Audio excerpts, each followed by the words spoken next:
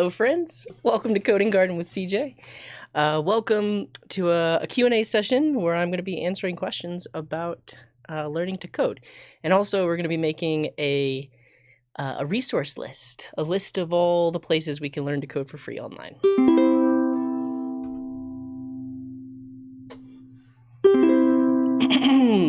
Well, hello, friends, and welcome to Coding Garden with CJ. Oh, hello, friends, and welcome to Coding Garden with CJ. We're gonna grow our coding skills one day at a time.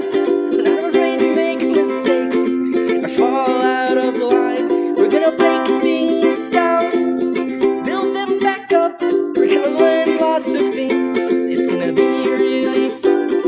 Oh, hello, friends, and welcome to Coding Garden with CJ. Oh, hello, friends, and welcome to Coding Garden with CJ. Welcome to the show. Hello, hello. Glad to have you here. Boga hey. Hola. Welcome. Oh, that's the wrong thing. We are here. Welcome, everyone. Yes. This is the thing, vox.coding.garden. This is a place where you can submit all of the questions and also suggest places for free online resources. So I'm not going to start answering questions immediately, but you can ask your questions here. And the real Pygon, thank you for those 16 months, friend. But I will say, I am going to focus on questions that are related to learning to code or like very beginner concepts. So like this question on mutation observers, if I have time, I might answer it. But if other questions come in, I'll probably answer those first. So if you do !ask in the chat, followed by your question, it will appear here. And then you can also upvote a specific number that you see on this page. And then if you have a suggestion for some place that's a really good online resource for learning to code, you can do !submit and put that here, and I'll take a look. I already have I'm going to be making a list, but I already have the standards like Free Code Camp and the Odin Project and the Coding Train. But if you have any others that I haven't really mentioned on stream before, feel free to submit those here. Yeah, you can. Your submission can include a link for sure. We've got some supports. Coding Garden fan with the 3 months. Thank you very much. Coxaboy with the Prime sub. Thank you. Real Pygon with the 16 months, Mr. Sir. Excavator with the 10, who says nothing better than CJ stream while self-isolating. I'm doing pretty good, Excavator. Thank you for being here. And Soldier FX with that 3-month resub. Thank you very much. Well, thank you, Mike Rudy. I am him. Cool. So if you're new here, let's get settled in. Let's play the drop game. So in the chat, if you type !drop me, that will drop your avatar from the sky like this. And if it lands in the Coding Garden, which mine did not, you'll get your name on the screen. And Mr. Shafayette, thank you for those 100 bits. Very much appreciated. And welcome. We got some newbies in here today. Who we got? Coxaboy with the sub and the first message in the chat. Welcome. What's up, Weatherboxer and Coder Smasher? Says they like my content. They've been watching my web scraping videos. Nice. What's up, Dat Sour and Couch Potatoes and CBRN and Robin Banks and Shishmel Bello and VJ525. Welcome. This means this is their first time ever sending a chat here on the Coding Garden. So that's pretty awesome. I did notice though that my this is not capturing chat commands, because like for a couple of people their first message is actually a chat command, so it's not picked up here. But welcome Plutowski and Narmado. Thanks for being here. I got another support event. What happened? The Art of Missy. Thank you very much for those 5 months. What's up? What's up, Little Funk? All right, you can customize your messages here on the channel, on the Coding Garden. Let me tell you how to do that. And hello, Mr. Pink, welcome. So you can see, let's see. Who's got a bunch of things like Sai, and shout out to Sai. I don't know if you've been streaming recently, Sai, but definitely check them out. They do coding stuff and play games too. But you can see on size message, he has his preferred pronouns set. He also has his country flag, the United States of America, and he's got a logo. He's got the little Tux Linux penguin. So you too can set all of those things on your chat messages. And hello, Dadobag. Welcome. So if you want to set your pronouns, I'll tell you what we got. This is the list of pronouns that are possible. You can choose from this list: she, he, they, co, none, they, hi, it, one, em, or yo. Pick one.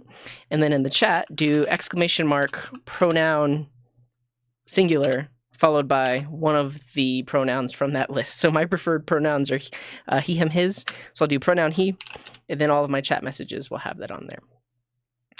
Cool. You can also set your country. If you do ! country, followed by your 2-character country code. So for me, it's the US.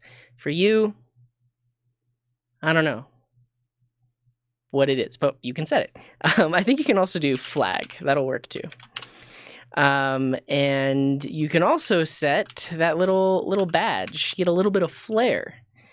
Can I explain dynamic programming? I actually don't know. I've heard it. I don't really know much about it. I saw yesterday on InstaFluff stream that he was doing some challenges that were labeled as dynamic programming. First of all, shout out to InstaFluff. Yeah. Go follow InstaFluff. He's been doing a lot of leak code lately, so lots of good stuff over there. And he is the inventor of the drop game, so we have him to thank for that. But yeah, maybe we can talk about dynamic programming. If you put it on the questions, I will. I'll do some research and answer it in real time. But this is what I was going to show you: is how to set your team badge. So if you go to this page, the Font Awesome brand cheat sheet, you can pick something and set it as your logo. Let's take a quick stretch.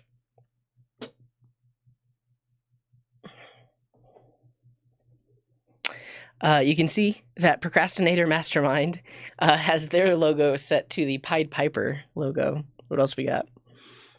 We've got Carl with this one. It looks familiar, but I don't know what it is. Alka has one. I also don't know what that one is. Sai has the Tux Linux penguin. And Sai is saying dynamic programming is like mathematician programming. Interesting. What happened in my hair? I put some product. In it. Yeah, I thought I'd try it because my hair is in the awkward phase. You know, if you've ever grown your hair out, you know that there's like the awkward phase where like you can't really put it up, and it also looks really weird. So I thought I'd put some product in it. But if you go to this page, you can pick something. Let's pick what my logo is going to be, or my team badge is going to be. I'm going to choose Internet Explorer. So in the chat, you can do !team followed by something you found on that page, in my case, Internet Explorer, and then all of your messages will have that nice little icon next to it. And now that I see it, it almost looks like the Erlang logo. Well, that's okay. Okay, that's about it. There are probably some other things, but you'll figure them out. And let's say hi to everybody. Welcome. Did we get any other support events? No, we didn't. Okay. The Q&A site, box.coding.garden. Here, I got you. Hey, what's up, Electrothermal? Boga, hey. React versus Node. What is best for beginners? This is not a valid comparison because typically you need node.js for the it's the runtime that like builds your React app. Whereas Node itself could be used along with Express. Here's what you should do. Yeshuv. Do !ask followed by that, and we'll answer it in more depth in a little bit. Because I think it's a good beginner question, because you might be confused as to like what the differences even are. I mean, technically you could compare them if you're talking about server-side rendering versus like a single-page application, but also React can do server-side rendering. It's confusing. We'll get to it though. We'll get to it. What's up, Ozzy? Thanks for being here. Okay, let's say hi. What's up? What's up, Jay? Type your greeting? What do you mean? Like, hello? Hello? Oh, let me show you. Let me show you. This. In the chat, if you send a message that matches this regular expression, my chat will filter it. You can see that you don't see all the messages, you only see the messages that match this regular expression. And if you don't know what a regular expression is, you can ask about it with !ask, and we'll talk about it, because that is I mean, it's more than a beginner question, because a lot of people have questions about regular expressions, not just beginners, because it's tricky. But we're going back in time. Going back to 23 minutes ago, where Coxaboy was the first to say hello. What's up, Coxaboy? Howdy. Howdy, howdy. And who else? Padster, how's it going? What's up, Jorge? It has been a while. Thank you for being here. What's up, Mark Boots and King Coding and Ark Pashan and Chief Mustardo. What's up, Nick Tyndall? Welcome, welcome. Yeah, if you have questions, be sure to do !ask. So they show up here and they're nice and in order. It's just more fair that way. But welcome. Thank you for being here. What's up, Dropmania? And Amazingly, and Tech Turner, and Dynamic Voyage, and One Line of Me, and P10 Designs, and Moodlock, and Dot Sour, and Didafarb, and CFM, and Tufox, and Koozie, and Namaste Geek. What's up, Amr, and Couch Potatoes, and Danibal, and True Harosh, and CBRN. What's up, Bindas, and John, and X Palma, and Coding Garden Fan, and Lou, and Soldier, and Yish, and Jacardi, and Excavator, and TD Racing. I'm doing good. Thank you for being here, TD Racing. What's up, Void Rose, and World of Paul, and Skyhopper. Hello, hello. Do I sound sick? I don't think I'm sick. I'm vaccinated. I've been vaccinated for months. I mean, I guess it could be a cold, but I don't feel sick. I could have allergies and be stopped up from allergies. I don't know, but I'm fine. What's up, VJ, and RWX, Himanshu, and Codex, and Mr. Pink, and Geralt, and Sequel, Gordster. What's up, Gio, and Ryan? Can we get Consular var? No, because it is a series. I feel like Consular var is a bit of a joke. We're trying to keep it serious because we respect pronouns here. But thank you for the suggestion. What's up, Ryan? And hello, Praveen and Ability. What's up, Procrastinator Mastermind, and He Chaudier, and Sparky, and Boga. Hey, Electrothermal. What's up, Ozzy? Thanks for coming here from YouTube. Welcome, welcome. What's up, Slake? And Romelia Biero? I don't know if I said that right. What's up, Janek? And Mr. Shiafet? And Playboy Lamau. What's up, Dewanch? Working on an instant messaging app with end-to-end encryption. Can I give you any suggestions? Submit it as a question, and I'll think about it, but I don't really know if I have any suggestions. I've never really built anything like that before. What's up, Dandar? And Mooli? Thank you for being here. What's up, Alars, and Ibrahim, and Jaina, and Roy, and I Pizza Boy, and Geraldine, and Yinux, and Harchiko, and you. I don't know how to say your name. Pelmiz. Hello. Welcome. And what's up, Yinux? First time. Very cool. And you, Prototype. Hello. Thanks for being here, everybody. What's up, Fyodor Stevesky? Stevesky? Svezexky. Hi. All right. I think that's it for hellos. Did we get any other supports? We didn't. Let's start answering some questions. But also, I'm going to start just a document in a folder. Learn to code resources. And as we talk about things, I'll be adding links here, and I'll make a GitHub repo out of it, because a lot of people ask a lot of the time, what's the best way to learn to code? We'll get there. We'll get there. And I usually have like a simple answer, but I want like a really good, solid resource that I can send them to as a jumping off point. I'm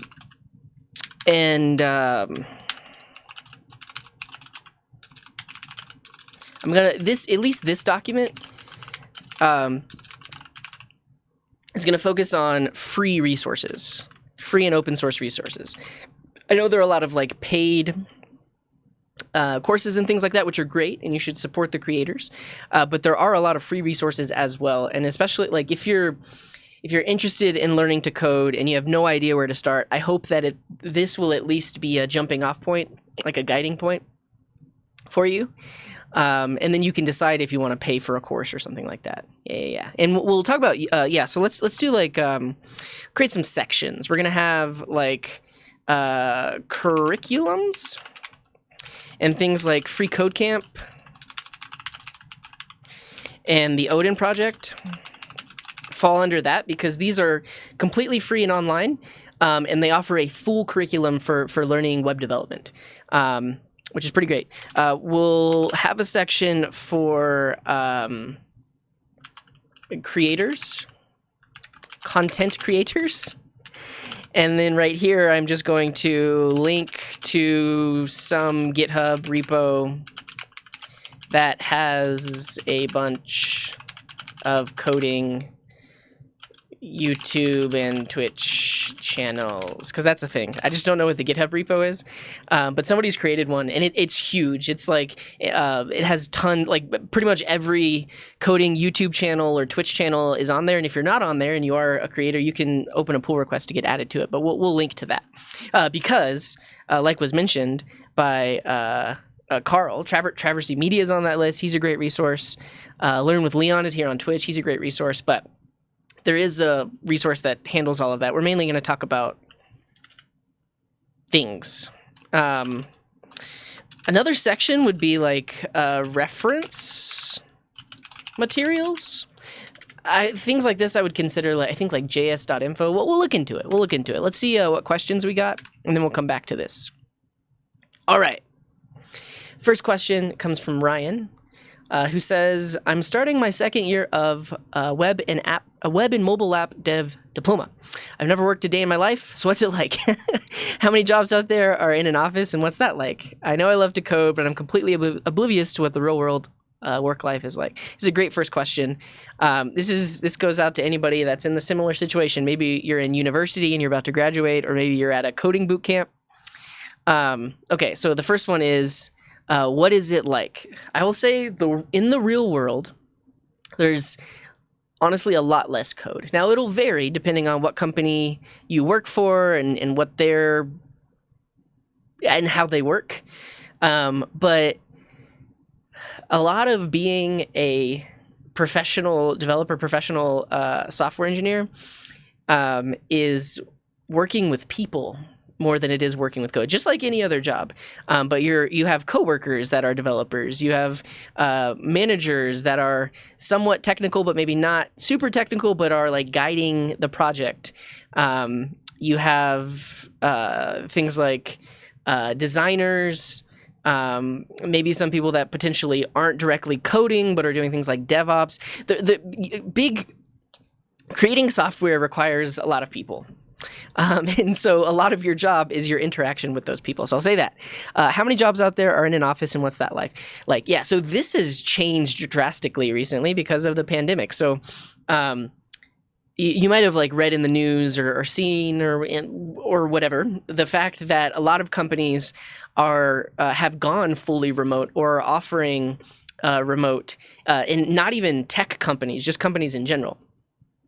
Because when the pandemic happened, they realized that they could still get their job done while staying at home. Now, in the software and development world, it's even more so that. I feel like I'm not good with my words this morning, but we could already do our jobs remotely, a lot of us. And now that it's so commonplace, a lot of development shops have gone fully remote. So my company has gone fully remote, the one that I work at. We still have an office here in town, and I can go work there if I want to, but I work from home. My partner, who lives with me, works from home. And basically all of the people I've worked with in the past, at least in the past 5 years that I know of and that I keep in touch with, are also all working remotely. Yeah, and I mean, type 1 in chat if you are an employed software developer and working remotely right now. Yeah, Sai says they ditched the office. Carl is fully remote. SnetX is remote. Mr. Pink, yeah. So this is just a sampling, of course, but it's very likely that the jobs that you apply to will have a remote option. Yeah, so I work at a software consultancy here in Denver. So I'll say that what's that like? It's changed, because it used to be we would go into the office. We have conference rooms. We have breakout rooms.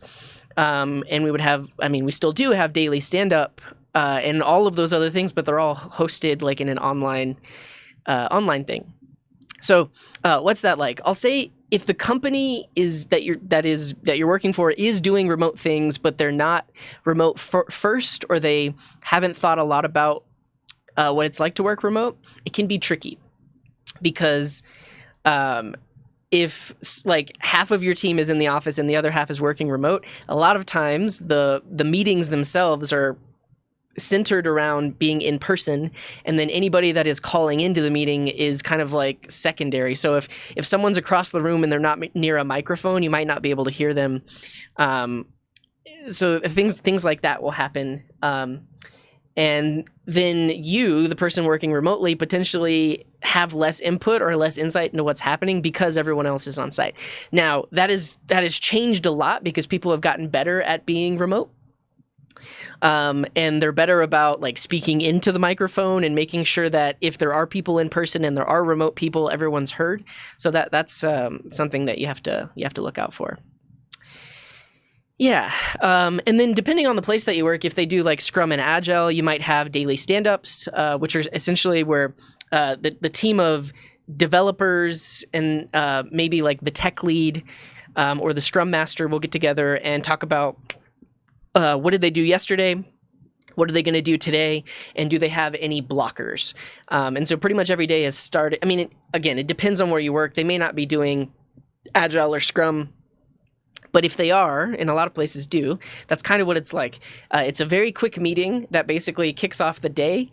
And that one question was, are there any blockers? That allows your tech lead or your Scrum master to help you get unblocked, whether that's like reaching out to the client or a specific business person or someone else in the organization that has something that you need or needs to get something done that you need. Because if that didn't happen, then you would just be blocked and not be able to do work. You also talk about what you're going to do today, so everyone makes sure that they're on the same page and are potentially collaborating if they need to, and then you're off and you're working. So you're writing code, potentially pulling tickets from some sort of work management system like Jira or Trello or some other one. And then you work on a ticket, you do the stuff you need to do, and then you might have like an all-company meeting, or you might have a meeting with the client that you're working with, or you might have a meeting with some other business person at the company, and then you code a little bit more, and then the day is over, and it varies like that. And the last thing is, I know I love to code, but I'm completely oblivious. Yeah, so I would say the real world, there's less code, there's a lot more people. And the real world actually moves a lot slower than really even school, or especially like a coding boot camp. But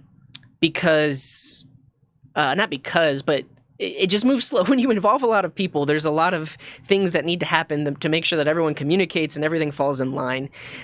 So typically, what you might have been able to do like in a day or two in school or in like a coding boot camp might take 2 or 3 days because of all the communication that needs to happen, and if you're working at a company that like writes tests or things like that, then not only are you writing the code for the features, you're also writing code to make sure that you can run automated tests. And then there's also code reviews. I guess that's another thing that I didn't mention, and it also depends on where you work. But typically, if you have some sort of tech lead or engineering manager, I mean, I guess you don't really even need that because you could do like peer code reviews. But what might happen is, let's say you've implemented a feature, now it's ready to be merged into the main repo.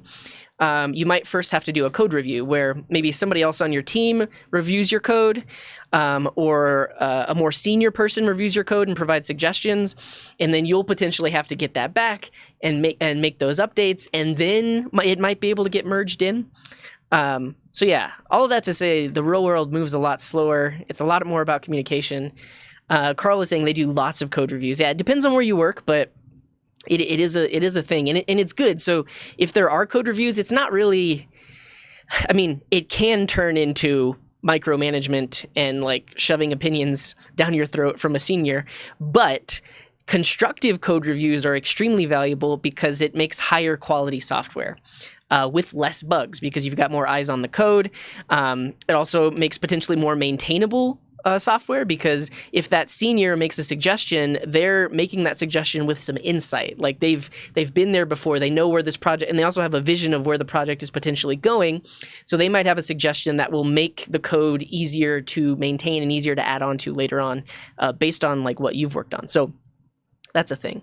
Somebody mentioned it. Yeah, Mr. Pink said 70% meetings and communicating with others, 30% coding. Yeah, and that will vary. At my job, I'm probably like, I mean, it varies. Right now, I am doing quite a bit of coding, so I'm probably like 70% coding, 30% meetings, but it'll fluctuate. I mean, when there's a lot of stuff happening and we're getting a lot of new projects in, I'm probably like 40 to 50% meetings and 40 to 50% coding, 10% other stuff. I don't know. But yeah, that happens. There's so much fluff around coding. A 5-minute change took 30 to 40 minutes with all the CI and stuff. Yeah. It is so true. Yeah, Electrothermal says they're in government and things here take 5 times longer than the private sector. Yeah. So I think just in general, the world moves a lot slower. That can be a little bit, I'll say from my experience, that can be a little discouraging for like a wide-eyed young person that just hit the workforce and they're ready to make a difference in the world, because there's a lot of bureaucracy and internal company politics and procedure and stuff like that. I don't know. Yeah, and so it depends. Yeah, so Mill Mike is saying they actually code 90% of the time. So it really depends. I will say it's probably more common that you're not coding that much, and it's more about meetings and collaboration and code reviews and stuff like that. But it depends. It depends.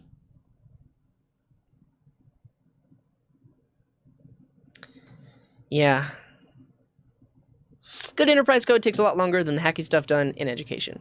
Yeah, because like I mentioned, you've got tests, you've got to make sure the code is maintainable and can expand and can last. Or by expand, I mean new features can be easily added without messing with the existing stuff, and it needs to last a long time. Yeah. Yeah, and so yeah, in a good environment, code reviews are a learning experience. They should be positive, but it is possible you can definitely have a negative experience with code reviews.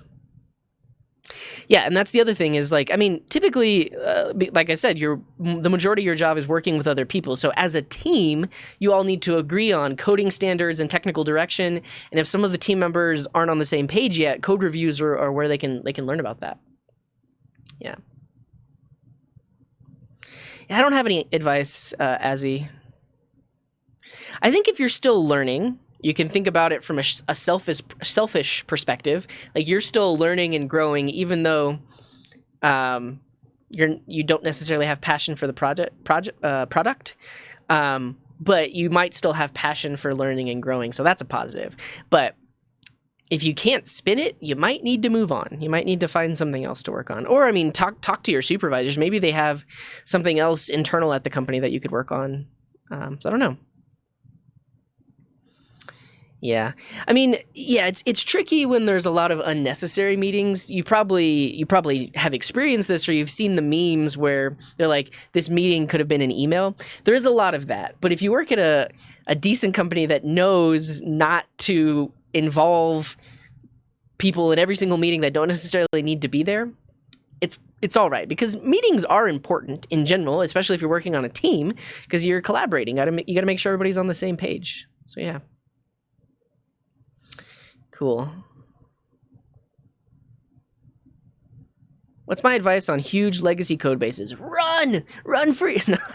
They're annoying, but it's the thing is they are a huge part of our industry, right? Like our industry has existed for a long time, long before. I mean, some of us have been here the whole time, but long before some of us even got there. And there are code bases and products that are holding up entire enterprises, but that code is really old and smelly and has a lot of bugs and is hard to maintain, but you kind of have to. So I don't have any good advice. Just know that this is potentially something that you'll have to deal with in the real world. Yeah, and that's the other thing about like even code reviews is you're reading other people's code, and even yourself, if you're reviewing someone's code, you might learn something. So yeah. Cool. All right. So thank you, Ryan, for that question. Hopefully that was helpful. Let's see the next question from Dropmania Official. What's my opinion on GitHub Codepilot? I'll skip this one because it's not really related to like learning to code. I'll answer this one. Tactical Spartix says, is it worth to create a portfolio site? I'll try to keep this one short and sweet. If you are someone that is not getting a traditional degree in computer science, computer engineering, information technology, if you've gone through like a coding boot camp or something like that, a portfolio site is one thing that can really help you stand out because you probably don't have prior work experience.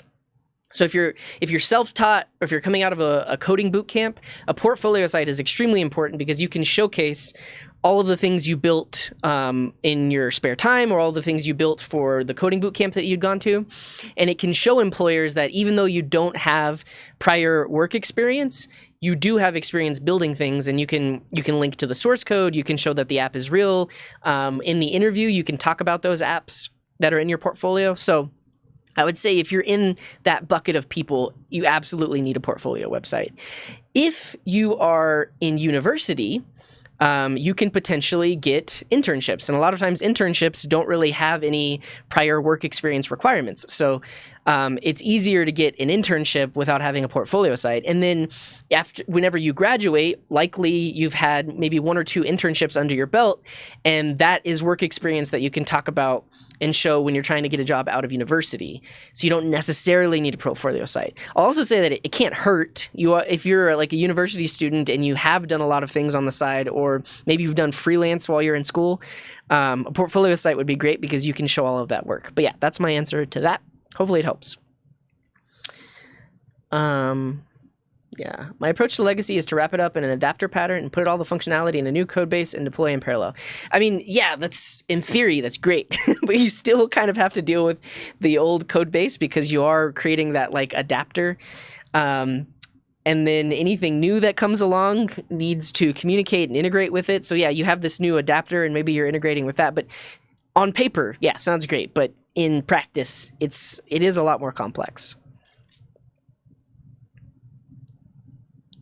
Yeah, make changes you think will help you do it incrementally. I agree. Just coming out of education, everyone has the same degree. What puts you apart from everyone else is your portfolio. Yeah, so, I mean, and that's another aspect of it is like if you don't have internships that you've done when you're graduating or you don't have anything else, it's really hard to set yourself apart from other people that are graduating with that same degree. So if you have done work on the side and you can present it in a portfolio, obviously it's going to make you appear more appealing than some of your classmates. Can you use GitHub or GitLab profile as your portfolio site? I would recommend building just a simple landing page with the link to all the projects and stuff like that. Because, I mean, if you have a GitHub and you do have projects you want an employer to look at, you're likely going to put that link on your resume anyways, so they would go there. But I think it's better if you have like a unique portfolio that's like unique to potentially your style and you potentially build it yourself, where you can link to all your projects and like really maybe post a lot of screenshots or talk a lot about them. That's potentially more engaging than just your GitHub portfolio. So yeah.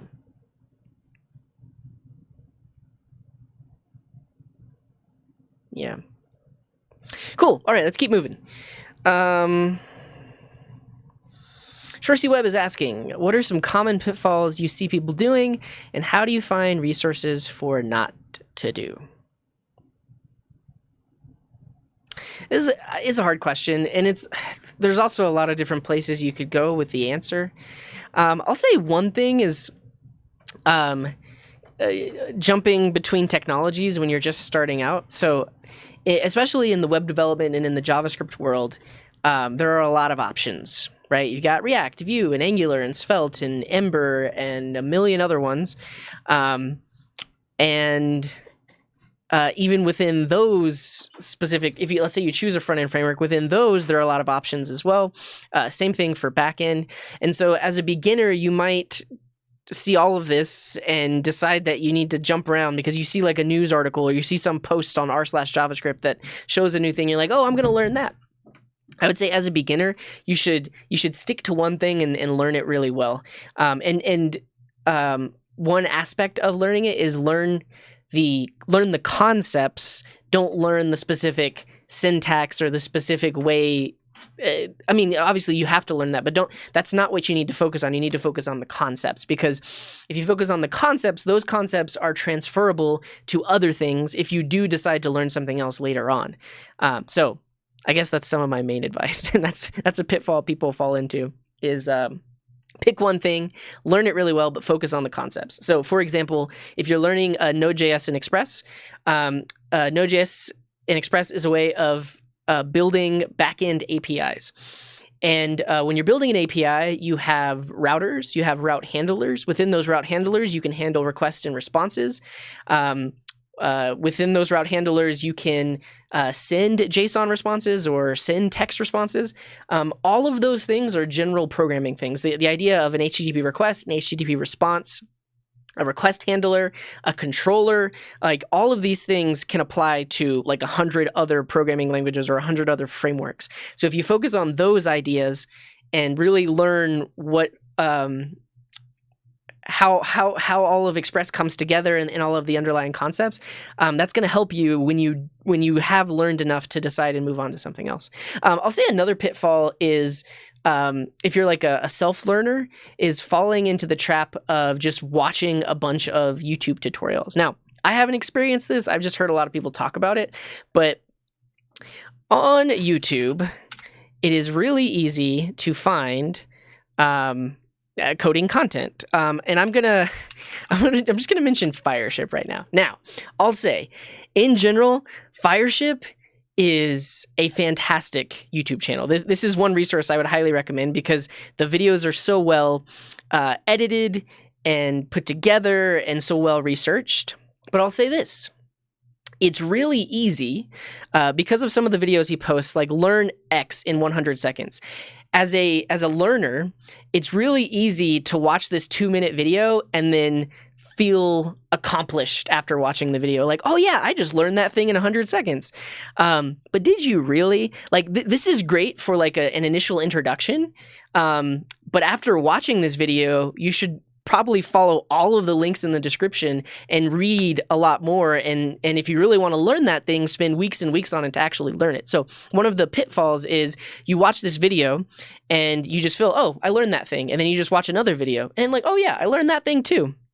And so you just, you fall into this trap of watching the videos, but not actually applying anything that you're learning about in them. So yeah, I would suggest, if you want to learn about MongoDB, absolutely watch this 100-second video. But then spend a week implementing it and using it and reading the documentation. And like, let's just see what he has in the description here. He has a bit.ly link. It's a GitHub. But yeah, this is a jumping off point. You really need to spend the time implementing things. Same things for just like general tutorials, like build a to-do app. Let's see what we can find for build a to-do app. So build a to-do app with React. DevEd is a great channel. You should definitely follow and watch. We've got Kevin Powell, who's a CSS genius, master of CSS. But okay, as a learner, you can see, all right, this is an 1.5-hour video or an hour video, or look, there's Coding Garden. Learn how to build a Vue to do it. I mean, my video is only 30 minutes, but you might sit down and just watch this video. And then after the 1.5 hours, you feel like, oh yeah, I learned that. I saw all the concepts. That's great. But that's not all. You have to actually implement it. So don't just watch a bunch of stuff. Actually build things and run into errors and debug your stuff and figure things out on your own, because that's really what development is. Development isn't just watching somebody else build a thing. Which says a lot because that's pretty much what you all do here. You just watch me build things, but I do try to explain them, and I do want you all to go off and try and build your own stuff too. Okay, that's all I have for that. Hopefully that was helpful. Let's see if I missed anything else. Yeah, for sure. And Jaynut is saying if you can't build that thing they taught you without looking, you have not learned it. Yeah. I mean, you still can look at documentation or example projects, but if you can't build that thing without rewatching their video, then you really haven't learned that thing. Yeah. The way I go about it, watch it, and if you feel confident you learned it, implement it. Yeah, you have to prove it. Prove it. What's up, Monster? Thanks for being here, and hello, El Captus. I'm doing pretty good. All right. Great. We had some support events. We've got Nookie Poo with the 13 months. Thank you, Nookie Poo. Milos with the 12 months. Looking forward to the next 12 months. Well, thank you very much. Code Monkey Dave with the Prime sub. Thanks, Code Monkey Dave. Welcome. And a Carboosh with the 4 months Prime. Thank you very much. Okay. If you have asked a question over here, type ! here, and those things will bubble up to the top. I'm going to look at the submissions right now.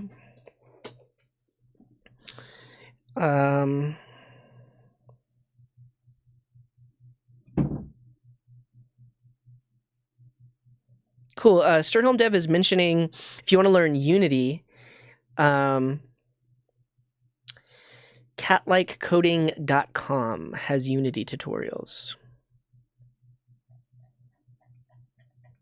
Very cool. I think I want to limit the things here for like web development. I know I'm biased because I do a lot of web development, but I feel like if we go too far into other things, this could be really unwieldy. I think eventually, actually, let's do this. We'll create like a extra, and we'll put it in here. Other places to learn to code, and I'll throw this in here for sure.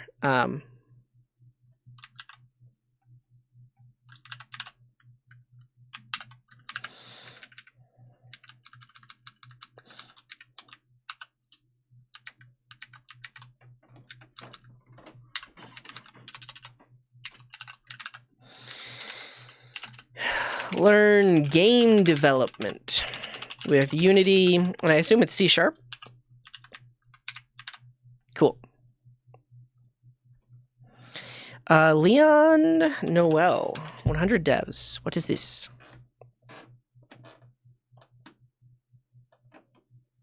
"30-week software engineering bootcamp. You fill out a form, you complete these tasks, you join the Discord.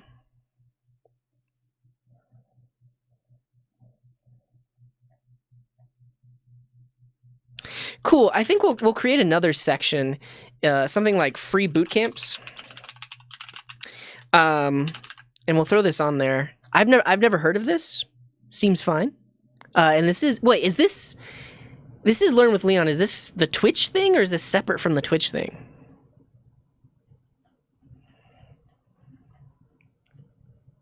Maybe this is just the Twitch thing, and I'm not familiar with this program.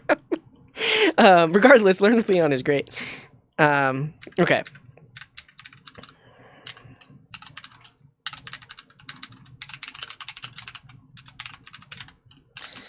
Is it a did you say it was a 30 week? Yeah, 30 week online boot camp.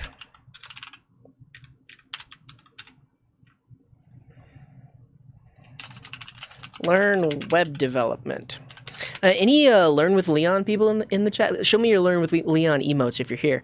But is his program a full stack program, or is it usually just front end or just back end? I mean, yeah, and I'll be honest, I've only seen him on Twitch. I haven't actually like looked into his program.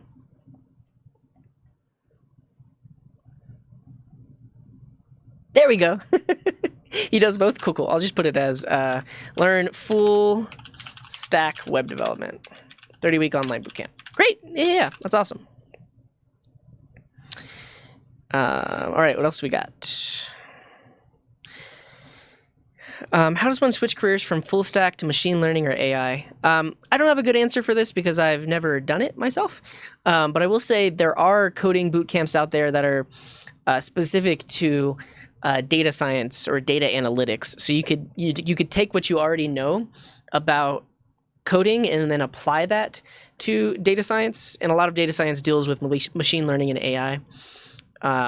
But yeah, I don't have a good answer for that. Okay. Let's look at some of these others. Well, let me answer some questions, because we have a lot of questions. And Weatherboxer, with that sub, thank you very much. Let's answer a question. All right, and for those of you that see me skipping your question, I'm skipping your question because it's not related to learning to code, or it's not like a beginner programmer question. So no offense to you, no offense meant. I'm just trying to focus my efforts here. Okay, Soldier says, I have a student job and I proposed to try and make an application for them which would be used to communicate with their clients as a case basis, photos, notes, timelines, and stuff. Do you think I can roll out a test phase in 4 to 6 months? I have some web dev experience, but not all that much. I do have a lot of other programming experience, though. What do you mean student job? Like, you are a student and then like this is a freelance opportunity that is popped up? What do you mean?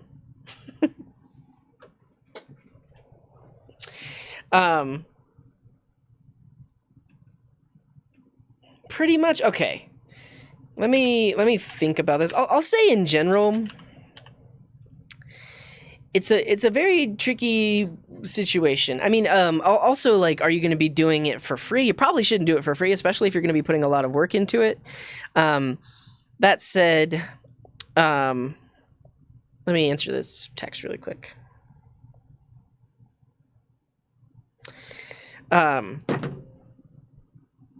You could do it for free and then you're getting technically getting experience, but at the same time, it seems like this is software that this specific client will really benefit from if they're talking about like cases and photos and timelines.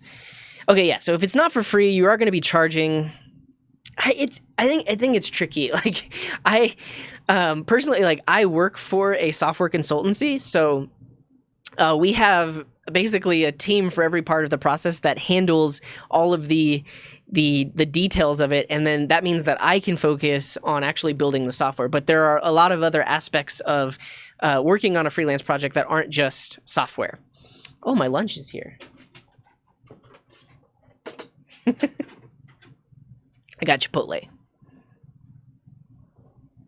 Thanks.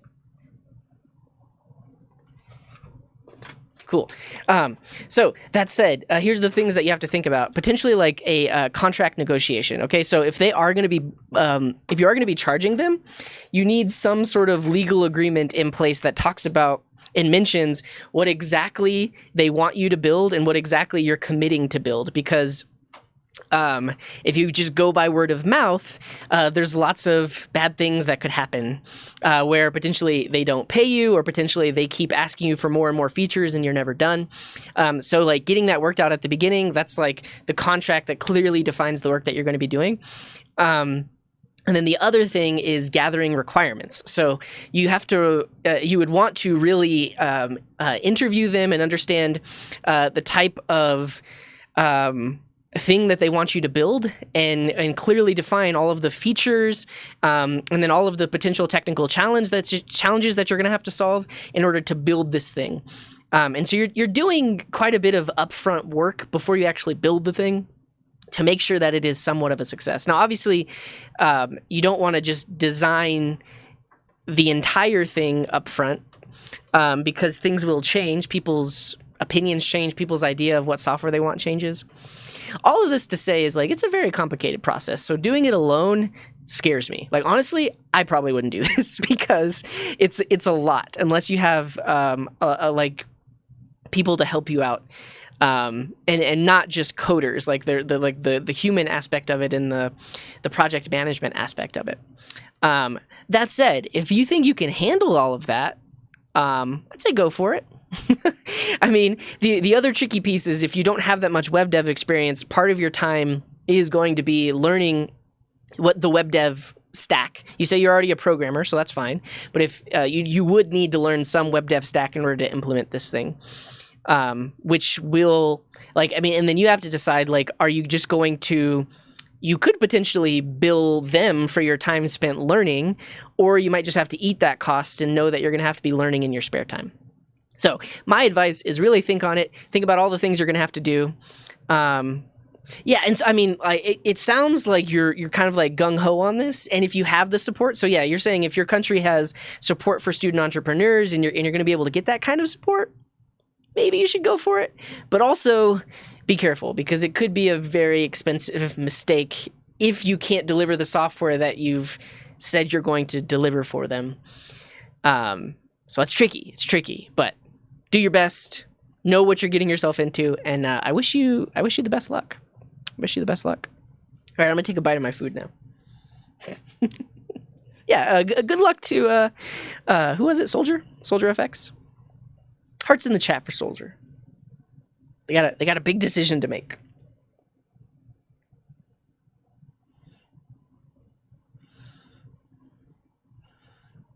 What? Doc says, did you know that parentheses is not a palindrome, but close parentheses, open parentheses, close parentheses is. That's really interesting to think about. Yeah. Great point, Doc. I'm going to highlight this while I take some bites of food.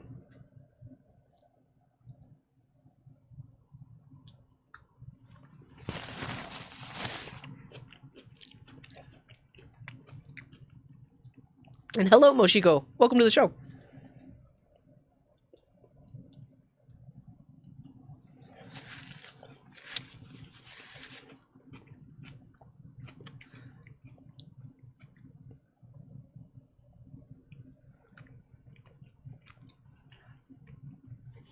What's in the lunch?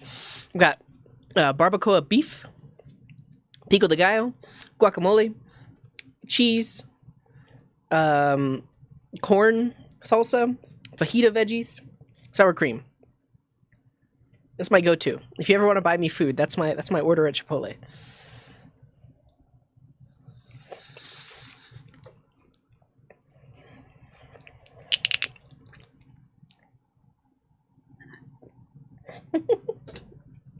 Yeah, it's lunchtime for me. Usually I just stream through lunch, but it's not very healthy, so my partner ordered me some food. Okay, this is really interesting because when we look at this is very symmetrical. So like on the surface you might think, oh yeah, if that's in reverse it's the same thing, but it's not, because it would, in reverse, they would be inside out parentheses. Whereas this in reverse is the same, because if you reverse this, then it starts with a closing parentheses. Because yeah, if you think about it, if you reverse this, you get close, open, close, open. Okay, thank you, Doc. Thank you for that. How would you convert an item tree object into UI elements? I'm not sure what item trees are, but the answer is just do it. So it's likely that it is an array or it's an object that has properties on it like nodes and child nodes. And so you write code that iterates over that thing and then creates DOM elements based on the things that are in that tree. So that's my answer. Obviously, it's more complex than that, but I don't know the specifics of your problem. Yeah, there was, Chad. Welcome, Chad. There was a Discord message and everything. Okay, we got some supports. George with that 9 months. Thank you very much. Brainflakes with the 5 months. Always good to catch you live. You're very welcome. Thank you for being here. Pablo with that 11 months. And Mr. TJ with the 3 months. Thank you very much. Okay.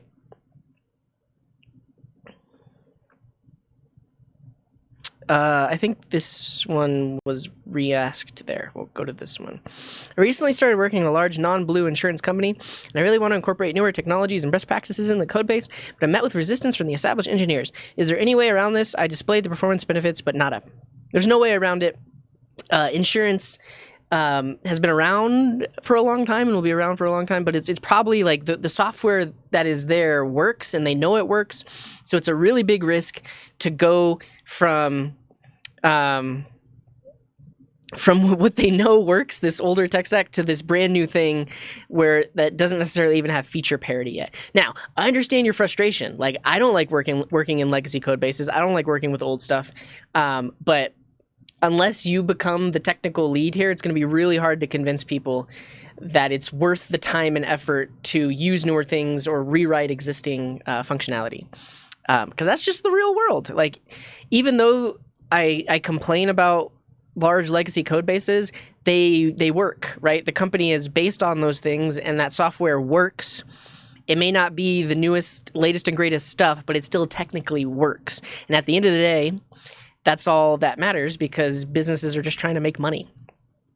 So yeah, my one advice to you, so I realize that's all like very naysayer and like it's probably hard to hear. My one advice to you is, instead of showing them the performance benefits, or instead of trying to convince them with just the overall argument of this thing is newer and better, the way that you can convince them is to spend your own time implementing something that is for your company with those newer technologies.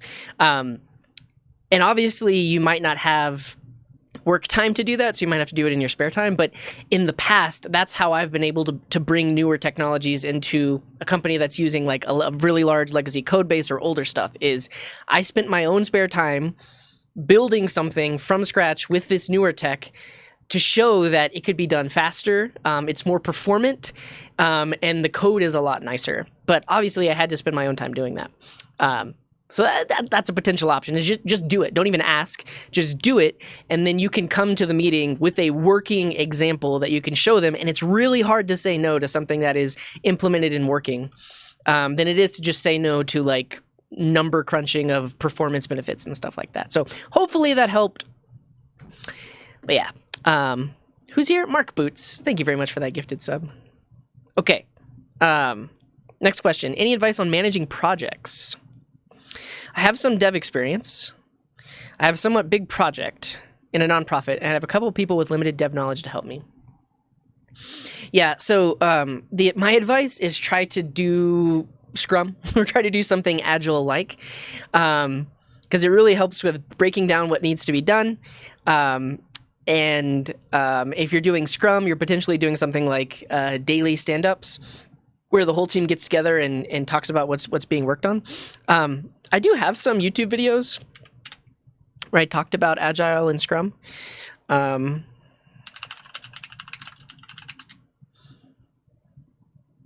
Yeah, so this was a really long stream. Well, not really. I mean, in the grand scheme of things, it's not that long. 2.5 hours. But in this stream, I talk about, first of all, what is Agile? Where did it come from? I talk about Scrum. What is it? Where did it come from?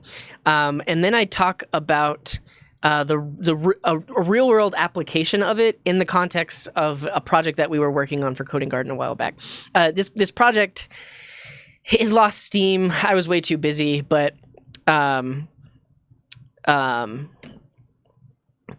we basically were running a community-run project that we were attempting to do in an Agile Scrum way. But we talked about, like, how do we manage our Git repos? How do we manage all of our tasks? In this case, we were using Trello, which is free to use and nice. And I don't know if in here I talk about, like, user story brainstorming session, but typically you have a user story brain session with the team to really brainstorm all of the possible features that the app is going to need or might have. And then once you have all of those user stories, you start to whittle them down and prioritize them into what's actually going to be worked on next. That goes into a project board. You run things as a sprint. So in a sprint, you say, we're going to commit to these 5 stories. And after 2 weeks, we will be done with this, and we can reassess. We can look at what we've already built. We can ask the business, is this good? Is this what you thought we would be building? And then you can commit to the next chunk of work. So that's my suggestion, is try to do something like that.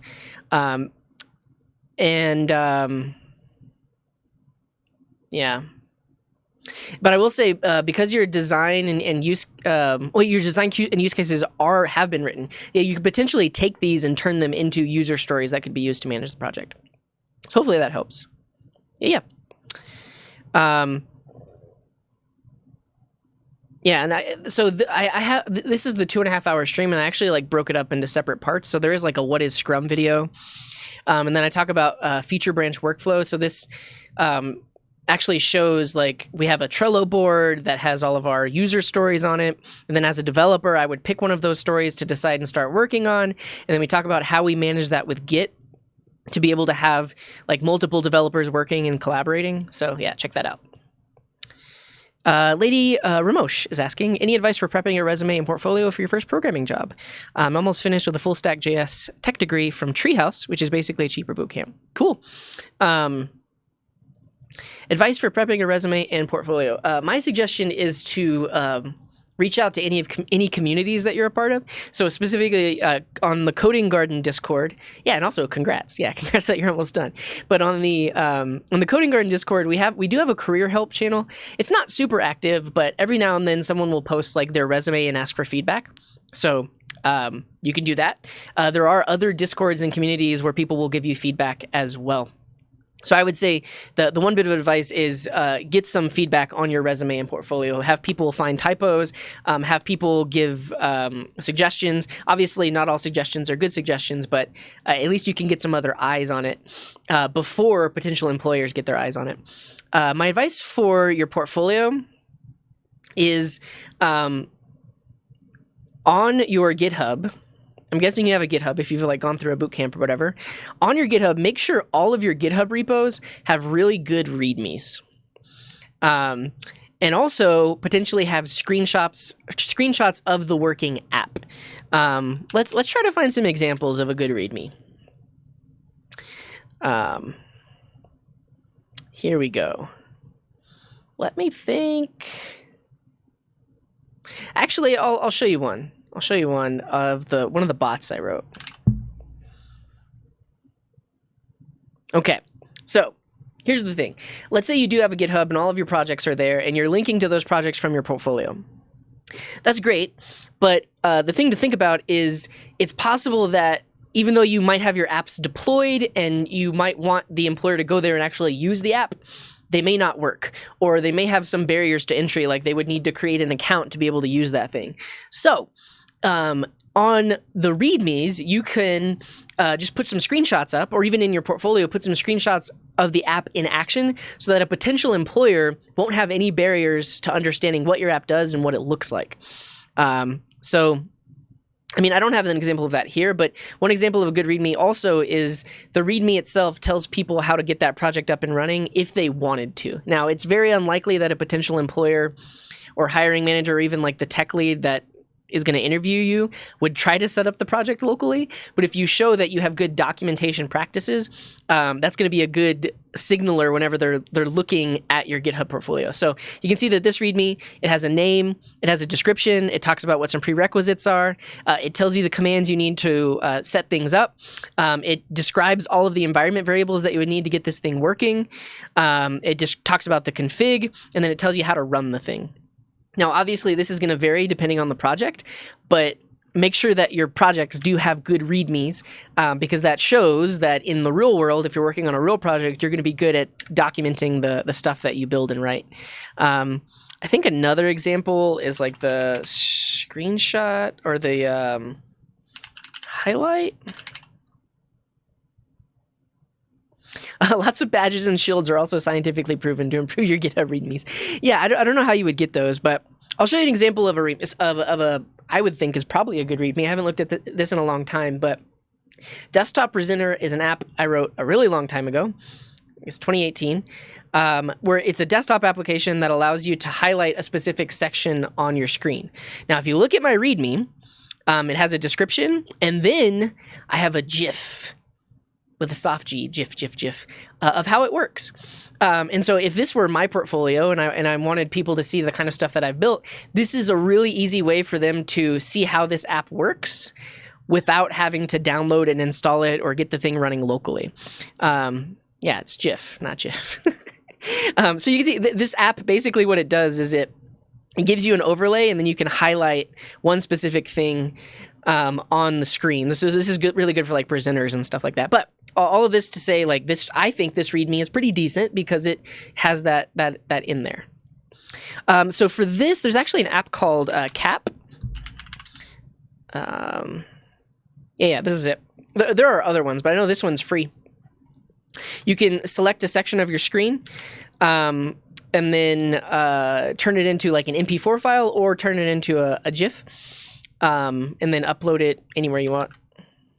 Yeah, and then there are other apps like ShareX and stuff like that. But this would even be good to do for like, yeah, just to show your app in action. And yeah. So that's my suggestion for portfolios.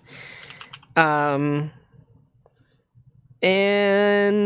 I think that's about it. Yeah, that's the other thing is get people to look at your resume, get some feedback.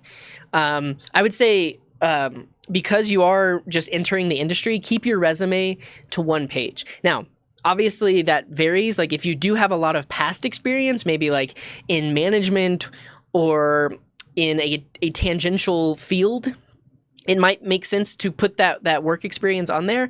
But for the most part, you want to keep your resume very focused to the job that you're applying to. Like it doesn't make sense to have the fact that you are a grocery store bagger on your resume. It's just taking up space. It's not contributing to showing what you can offer the specific software company that you're applying to. So try to keep your resume down to one page and keep it scannable.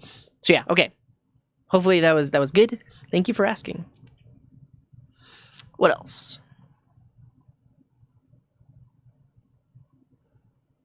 Cool, yeah. So Namaste Geek has the question. I'm starting to learn more than the basics about a few programming languages, and since I'm still a beginner, I'm having a hard time keeping them straight. Does this just come with experience, or do you have any tips about learning additional languages? Okay. I will say that, yeah, a lot of things really do just come with experience, which I know is not easy to hear because it just takes time. So you just got to play the waiting game or play the long game.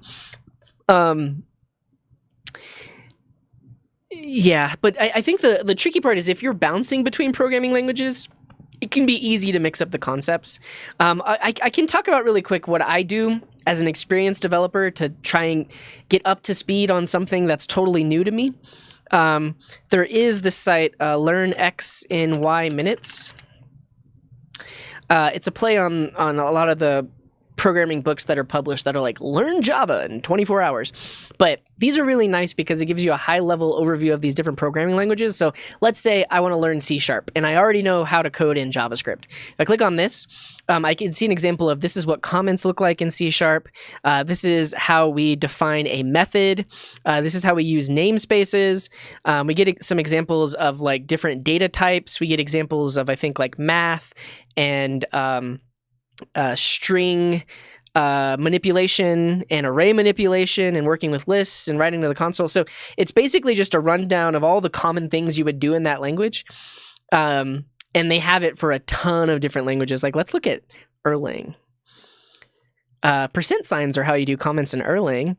And in Erlang, new variables are bound with the equal sign. It looks like we don't have like var or let or we don't have the type on the left hand side. We just say the name of the variable and then we put a value inside of it. And it looks like we're ending our statements with a period. Erlang is interesting. But you can see I can get like a general introduction to the thing itself. And then typically I'll just dive into the documentation. But I am going to add this to the list of reference materials. Learn X in Y minutes. Yeah, the period is weird. But if you think about it, it's like you're ending a sentence, right? Dot. Yeah, I would say it just comes if that's like a more specific example. Namaste Geek is saying they have a web development degree, but they started an iOS dev program, and now they're getting the two mixed up. Yeah, I think it just comes with the more you do it, the less you'll mix them up. Because I guess you're probably using Swift with iOS. I mean, there are a lot of similarities, but there are some differences. But I mean, at this point, it's really just getting used to Swift and then jumping back into JavaScript. So yeah. Get up to speed quickly with a new programming language. Has examples of commonly used syntax in a given language. Yeah, that's good. It's good. Okay, thank you for the question. Sorry, I don't have a better answer, but yeah, just the more you use it, the less you'll get confused. I know that like these days, it's all web development, but I do mix up my React and my Vue a lot. Like if I'm in React, I might use double quotes for attributes or props accidentally. Obviously, I fix it, but my brain sometimes doesn't remember where I am. But yeah, I think the more you do it, the more you'll get used to it. Yeah. I do read Twitch chat, Caprino. Well, thanks for being here, but there's a lot of chats, and I'm trying to focus on the questions here. Yeah, Ally Post is saying you'll get switch fatigue. When you switch programming domains, it'll be awkward for a bit because each requires a different way. Yeah. And the real Pygon says, don't feel bad. I've been a developer for 20 years and I still have to look up syntax. Yeah, that's the other aspect. Like if you're a beginner out there and you're watching this, it is okay to look things up. Like we do that on a daily basis. Like that's, so earlier when we were talking about what our daily job is, it's probably 10% research and looking up documentation. And code spells. Welcome, friends. Thank you for that raid. We're talking about learning to code. So if you have any suggestions on resources for learning to code or other stuff like that, welcome in. And what were you working on, Code Spells? Raid. Hello, this is a raid. Everyone check out Code Spells. They were doing video recording for an educational game. Nice. It's better to ask a dumb question than code a dumb solution. I could get behind that. All right. There is not a second part to the web deployment talk. Sorry.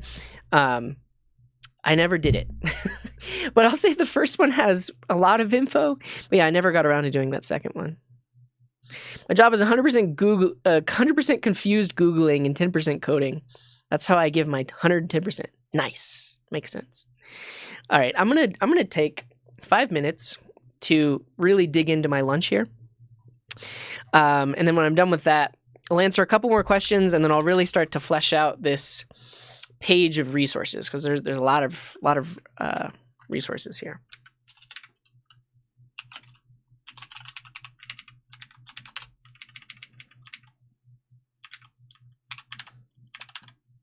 What should we do? Actually, I'm going to put a video on. I'm going to put a video on while I eat my food, and I'll be back in like 10-ish minutes. Let's find a video to watch.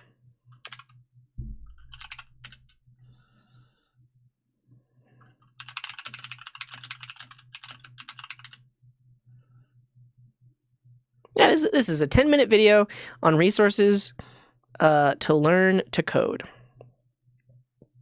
So I'll let you watch this. I'll eat my food, and then when I come back, we'll do more stuff.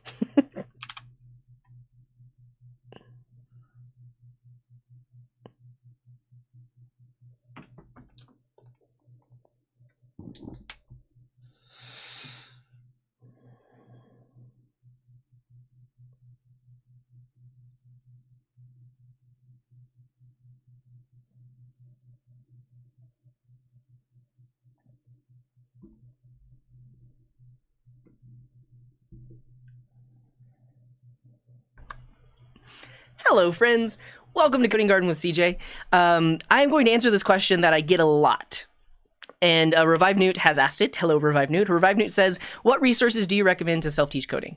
And I'm basically going to tell you all the things that I know are decent. But the thing is, we live in a world where there are so many free resources on the web for learning to code.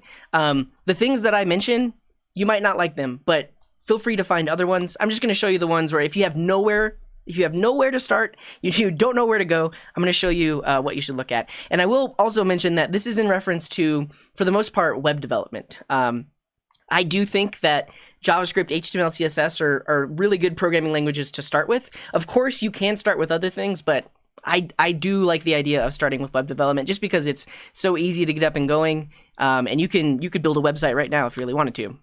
Whereas other things take a lot of setup. But regardless, the first recommendation is Free Code Camp. So if you go to freecodecamp.org, this is a totally free curriculum that has lessons on learning about HTML and CSS in the responsive web design category. You can learn about the basics of programming with JavaScript in the JavaScript algorithms and data structures category. And what's really cool about Free Code Camp is it's a project-based learning. So you will create projects, and some of the projects you create can be for nonprofit organizations, which is pretty cool.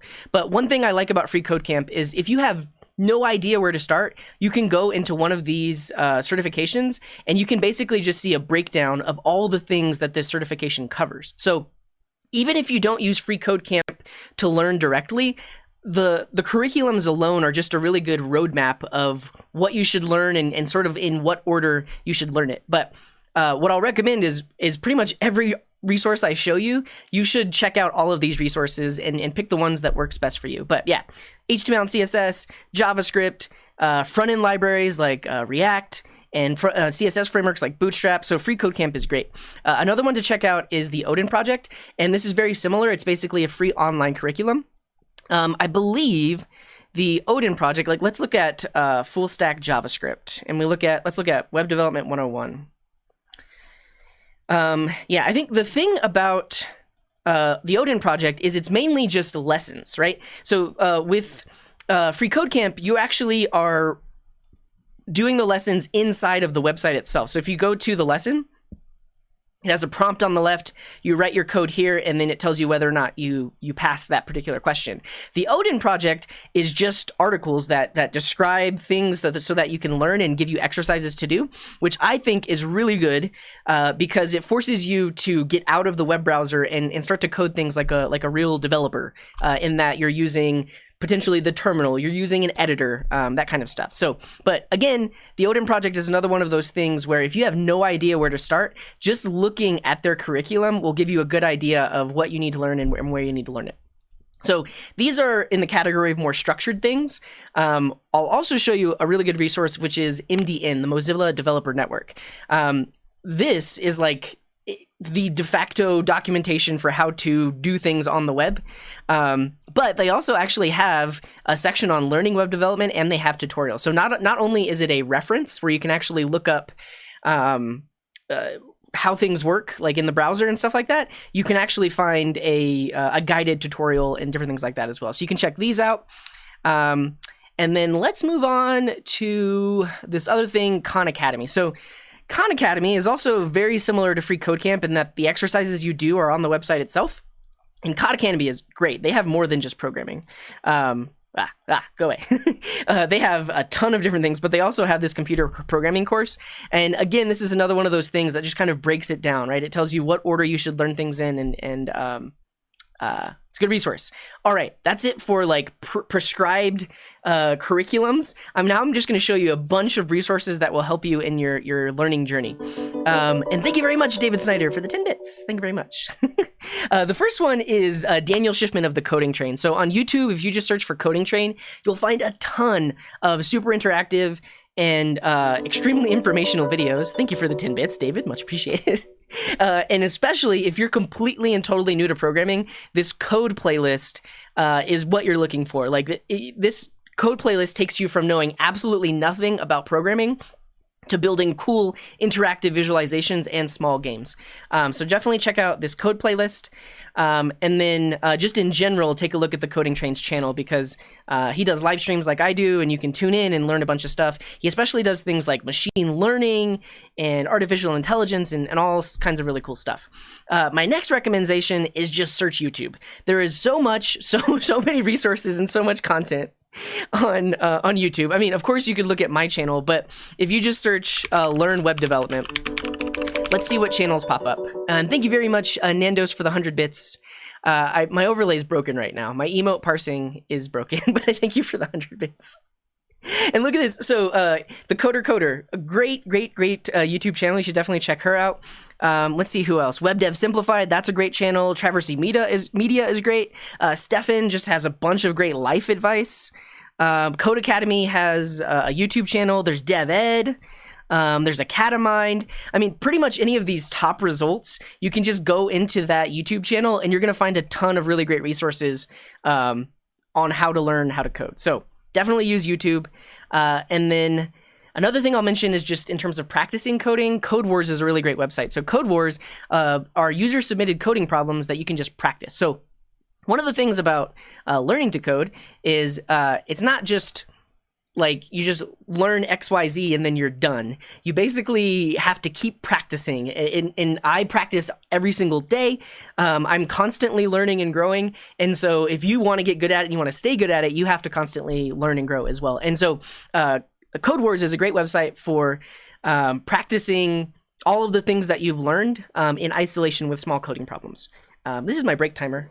Let's take a quick stretch. Yeah, and I realize this is actually like way longer than I thought this video was going to be, but these are great resources. So check out Code Wars. There are a lot of other websites like this, and I recommend to try all of those. There's things like LeetCode, Coding Game, a lot of different things like that. And then the last thing I'll mention is this course called CS50, and this is kind of in the category of free online college courses. So there are a bunch of very prestigious universities that actually put their course content online for free that you can learn from. And CS50 is a course that's offered by Harvard. But you can go in, you can check out the syllabus for this class. You can look at you can actually watch videos from each of the lessons. You can see all of the exercises. And this is the exact same content that a student at Harvard would have seen. And so there are other ones out there. I mean, there are courses from Stanford and MIT. If you just search for like free college courses, you can find resources for that as well. Yeah, so all of these things are great for self-learning. There's a million more. The internet is just full of things. Ralph says don't use all of them at the same time. I would recommend you find one that works for you and then try to just stick with it. But after you've learned the basics, then I think it is good to jump around. And I mean, in reference to like YouTube channels, every instructor teaches in a different way. So you'll potentially learn something different, even if they're talking about the same topic. So I recommend jump around, learn things, all that good stuff. Yeah, so that's it for that. Hopefully these resources are helpful to you. I'll link all of them in the description of the video, and leave a comment. Let us know what resources are helpful for you. See you later. Say bye, YouTube. Bye, YouTube. Wave. Bye, YouTube. Cool. Bye.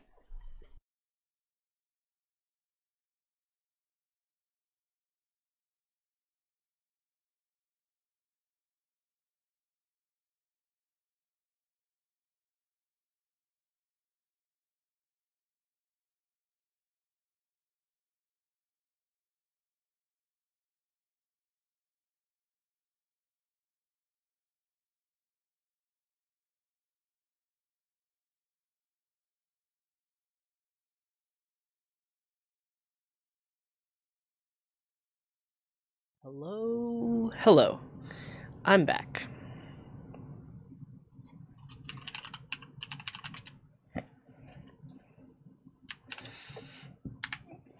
Hello. What's up, Beef Viper? Hi. Okay. I scarfed my food down. Let's talk. I'm gonna do a speed run of the questions. Try to answer anything that I can answer like in under a minute. And then I'm going to focus on building out this page of resources, because then I have to go. I've already been live for about an hour and a half. Okay. If you have asked a question, type !! here in the chat, and it'll bubble up.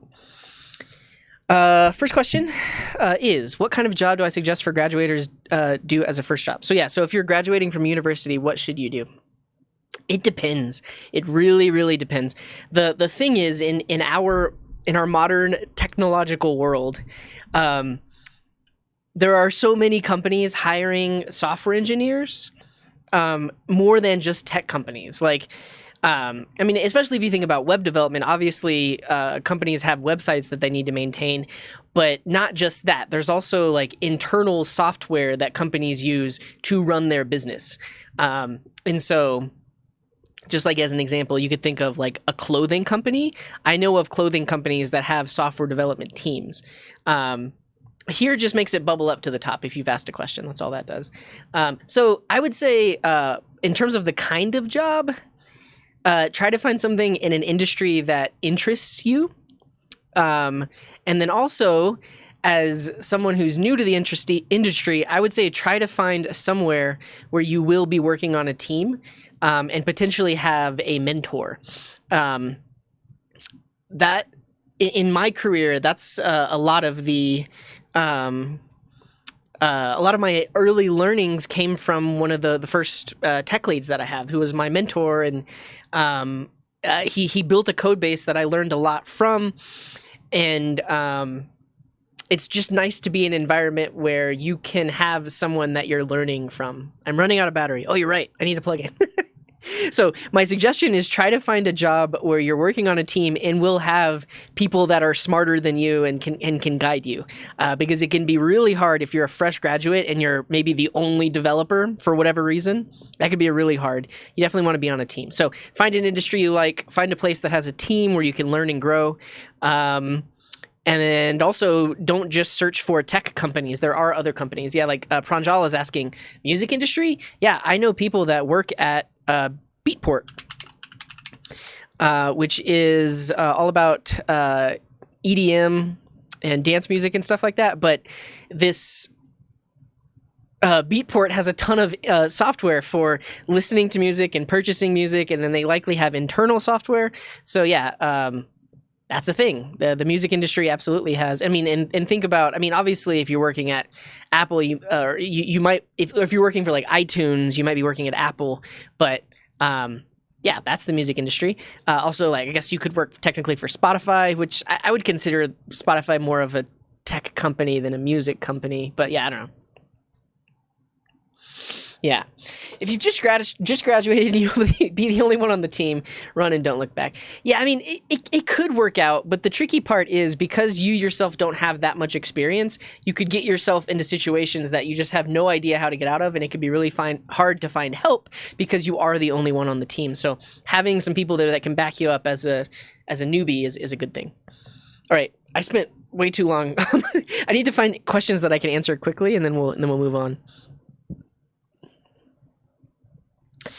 I'll answer this one. So Rami is asking, what do I recommend as a software engineering fresh graduate? Should I push postgraduate studies or have a full-time job to get practical experience? I'll say I do not have an advanced degree. I have a bachelor's of science in computer science, and that's what I have used and needed my entire career. If you do want to go into research, then postgraduate probably makes sense. But I'll say the practical experience and the money that you can make right now with just a bachelor's degree outweighs the benefit of a potential pay boost for having a master's degree or a PhD, because it's not that much more to have a master's degree or a PhD. And a lot of times people with a master's degree or a PhD spent so much time in school that they don't have a lot of industry experience. So all of that experience they could have got in scaling a large application or working in a really large code base, most of their time was spent in research or teaching. So, it depends on where you want to focus, but that's how I think about it. Like, and that's how I thought about it when I graduated. I could graduate right now, get a full-time job with a real salary, and start making money and paying my bills and saving right now, or I could stay in school, get more loans, spend longer not getting real world experience, and then eventually get a job where maybe I might have a higher pay because I have a master's degree. But yeah, I didn't get one. But that decision is up to you. It really depends on what you want from your career. Okay, what else? How do you deeply learn a new programming language if we already know one? I think what I suggested earlier helps. It's a good jumping off point. Learn X and Y minutes. So if you go here, they have a ton of different programming languages listed, and you can click through them and get an initial idea. But then after that, what's that? Yeah. After that, you'll have to dive into that specific programming language's documentation, or they might have some getting started tutorials and stuff like that. But I would say you could approach it how you learned your first language. Like if you think that you deeply understand and know JavaScript now, how did you get there? What did you have to do? You can do, I keep hitting my microphone. I'm sorry, everybody. You could do the exact same thing for any other programming language, and it's going to work in a similar way. So yeah. Oops, in JavaScript. Do you mean OOP? What's a prototype and inherit? This does get into OOP. I'll try to answer in 60 seconds. So in JavaScript, an object can have a prototype.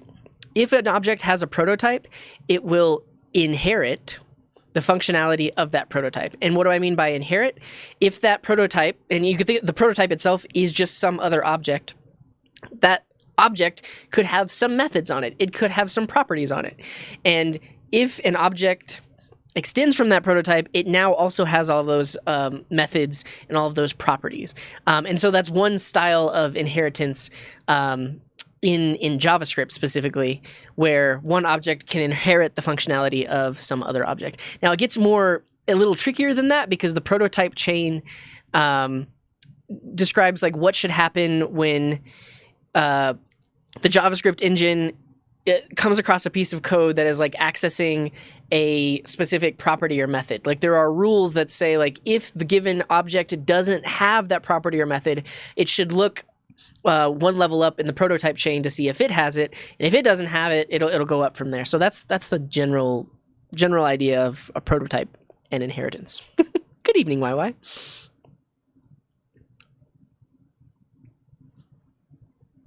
Yeah, that's a good suggestion, Rufus. I could do that in the future. Just talking about GitHub in general, yeah.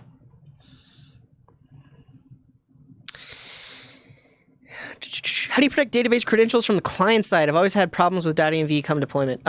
So typically your client-side code would not connect to the database directly. Like client-side code would call some API, which in turn connects to a database, and that API would not expose any secret stuff. Now, if you have like a desktop application or a mobile application, it's possible to write code that connects directly to a database, but I would say you should not do that. You should, even if you do have a mobile app or a desktop app, you should still build an API, because it separates the actual database communication from the client code, and it's possible someone could reverse engineer your mobile app or your desktop app. And if you if you have database credentials just in the code base, it might be possible to extract those, which then would potentially give them direct access to your database. You don't want all that. But yeah, basically your backend should use some sort of environment variables and environment management like .env, but those values are not going to be exposed to the client if they are used like internally, like in API methods and stuff like that. All right, what else? Is class really syntactic sugar in JavaScript? Yep, it's syntactic sugar for constructor functions. Let's see if MDN has anything on constructor functions.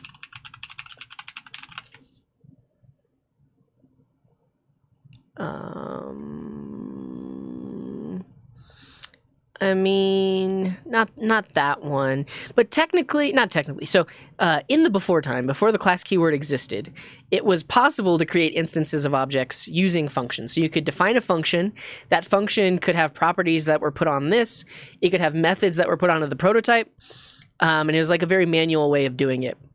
And then when the class keyword came out, it basically just hides all of that manual work in boilerplate and makes it look like it is a class with methods and properties.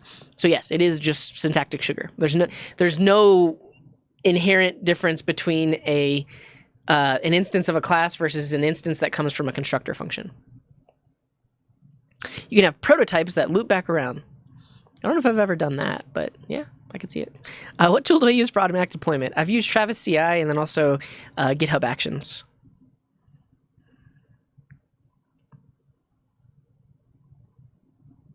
All right, we'll answer that one. That one should be easy. Do they both go up there? They do. All right, I'm going to pick all the ones I'm going to answer, and then I'm going to answer them. I'll answer that one. And what's up, Dad of Dawn? Thanks for being here. I'll answer that one. And that one. I don't think I'm going to get to dynamic programming today. Sorry, Stephen Yeet.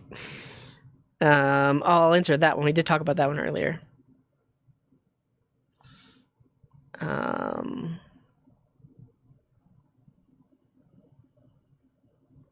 Cool. I'm not going to talk about React today, but congrats, it's Gugio.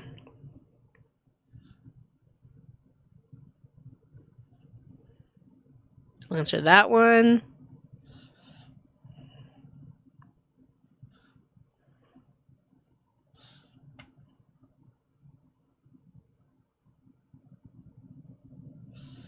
That one, there's a lot of questions.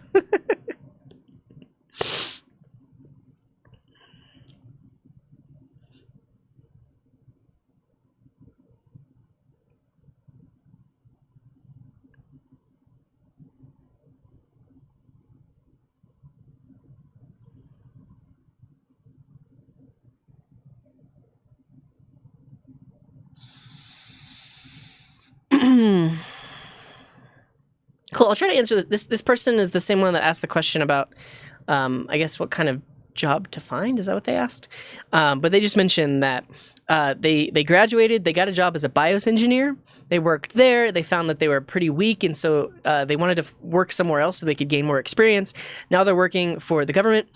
And other small companies, and they don't really use newer coding tech, and so they don't have that much to show. But they really do like learning to code, and they want to push themselves and learn new stuff. So the question is, should I keep on looking for a new job, or change what you're doing? Yeah, I'll say it's tricky, and like this is also what's different about people with a computer science degree getting a job and being in industry versus someone coming from like a coding boot camp. Because when you're coming from a coding boot camp, you don't typically have a lot of past experience. And so that's why you need something like a portfolio so you can show off your work. However, if you did get a degree and you graduated from a university and now you did have experience, really all of that experience can just go onto a resume. And other companies will understand that when you worked for the government or when you worked for some other organization, you obviously don't have that code on GitHub because it's closed source. But those are job experiences that you can put on your resume and talk about because you have actually done those things. So yeah, it's tricky. Like, I mean, I kind of dealt with the same thing when I was I'm still in the real world, but when I was getting jobs and looking for other jobs early on in my career. Because all of the stuff I did was behind closed doors. Like, I could really only talk about the stuff I had built. No one could see the actual source code because it was things I built working at some company. So to answer your question, I mean, I would say if you have a decent job right now and you're still doing you're still making money and making a living, but you have the spare time, I would say in your spare time, you can try to learn and code with newer stuff or things that you think other employers might actually like. So I say, if you have the free time, spend it learning the stuff that you want to, so that if you do eventually want to make a career change, you at least have that stuff that you did in your spare time. And that's kind of what I did, because I went from a job where I was doing C#.net to a job where I was teaching about Node.js and JavaScript. And before I got that job, really the only experience I had with Node.js were just personal apps that I had built because I was interested in it. And it was something that I wanted to learn more about and start building with. And that company still hired me, even though I didn't have professional experience with it, because they had seen that I did have professional experience with other stuff. So yeah, if you have the free time, do it. If you don't have the free time, then you might start looking into a career change.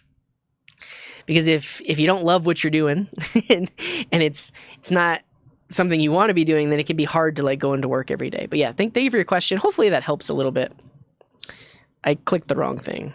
All right, I'm gonna try to answer these questions. You all have a lot of questions. You'll have a lot of questions.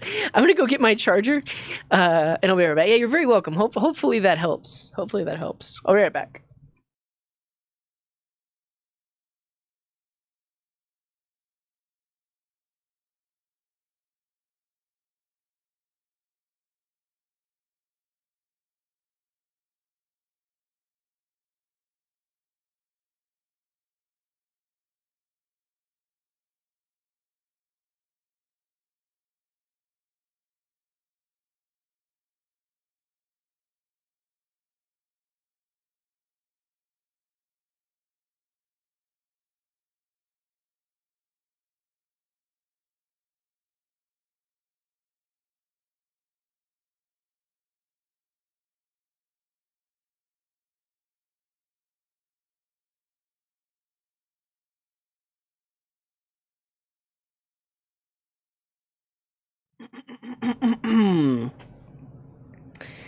So many questions. What is this? A Q&A? Yeah, you're right. It is.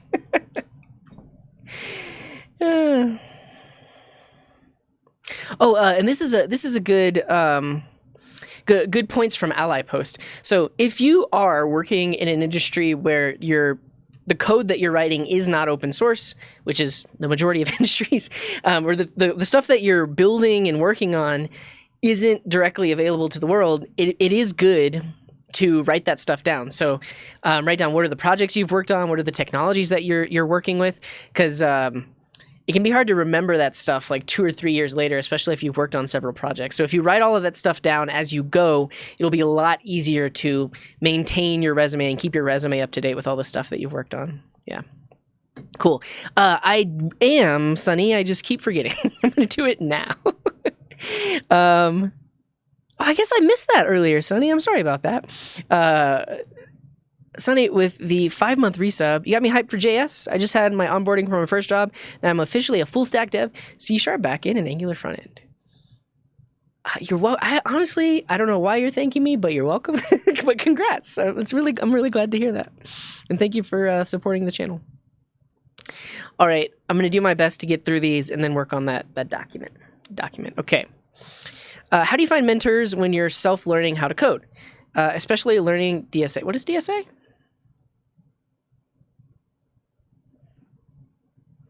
Democratic Socialists of America. No, that's probably not it.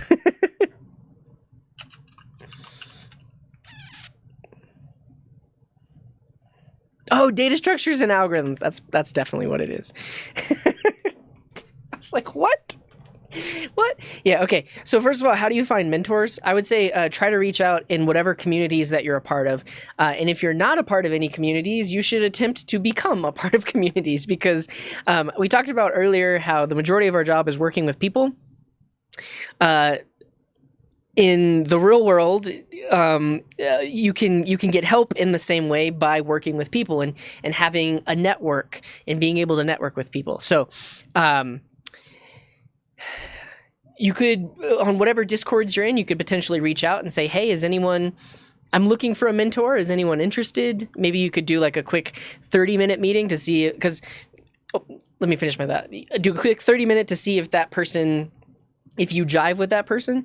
But I will say that a lot of people in our industry are also very open to sharing and being mentors. Like a lot of people want to feel like, oh, I'm the big shot. I've been in the industry a long time. I have advice to provide, and they probably do.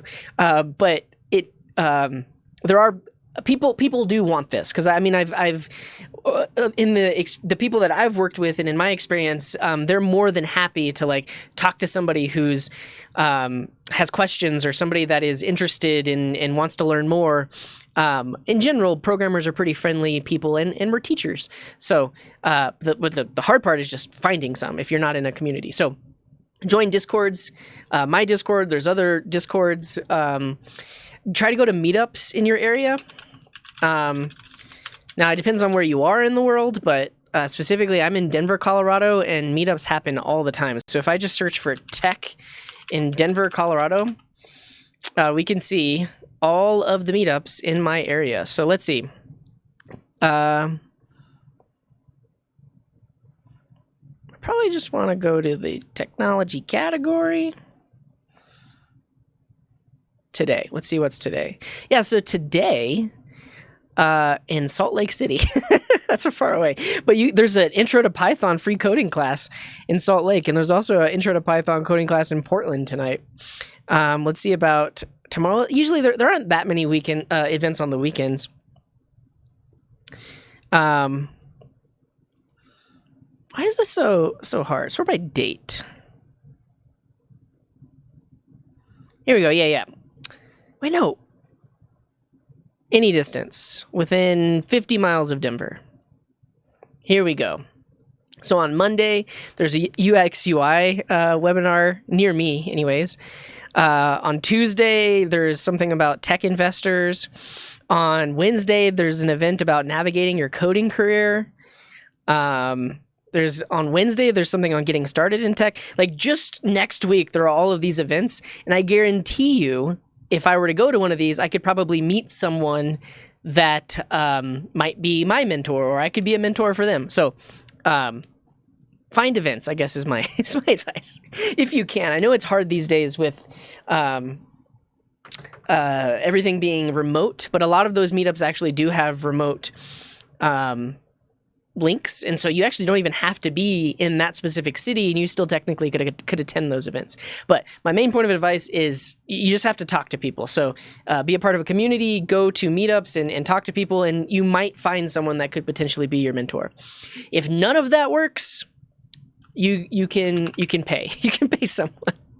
I know of Code Mentor because I signed up on there a while back. I don't do it right now, but Code Mentor is one website where if you're having a specific coding problem or of some kind, you can post, and then people that have signed up on this site can potentially become your mentor. But it is a paid service because it really is more about maybe tutoring or code help more than it is career mentoring. But you could probably find some of that on there as well.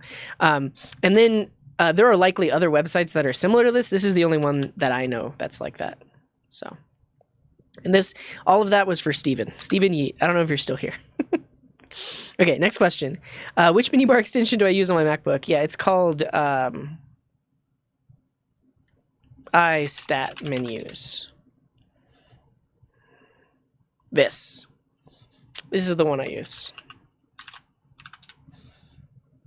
All right, next one. Dad of Dom. Hello, Dad of Dom. I don't know if you're still here, but they were asking, I'm putting together a presentation on VS Code shortcuts and extensions. Any ones you use often that I should definitely include? I'll just link to my, the one that I had for, let's look. We're going to look at my VS Code settings. I'd say the bracket paracolorizer is awesome. This basically color codes corresponding brackets. So you can see this curly brace and this curly brace show up as blue, and this one show up as pink, and these parentheses show up as yellow, and these parentheses show up as blue. It's really nice for visually indicating what brackets link up together. So yeah, that's definitely one big suggestion, and I use it all the time without realizing it, because once it's installed, you just get used to seeing color-coded brackets. What else? I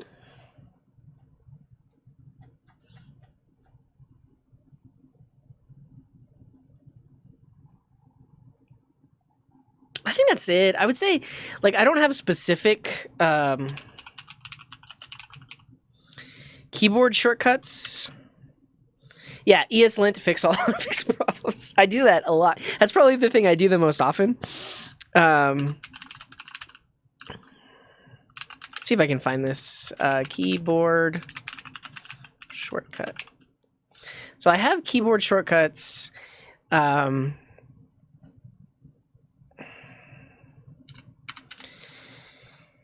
That are not specific to VS Code, but are just general keyboard shortcuts. And so I'll link you to that. But these are if you see me flying around a code editor, these are the keyboard shortcuts that I use. And they're not even specific to VS Code. They work everywhere, but I use them in VS Code.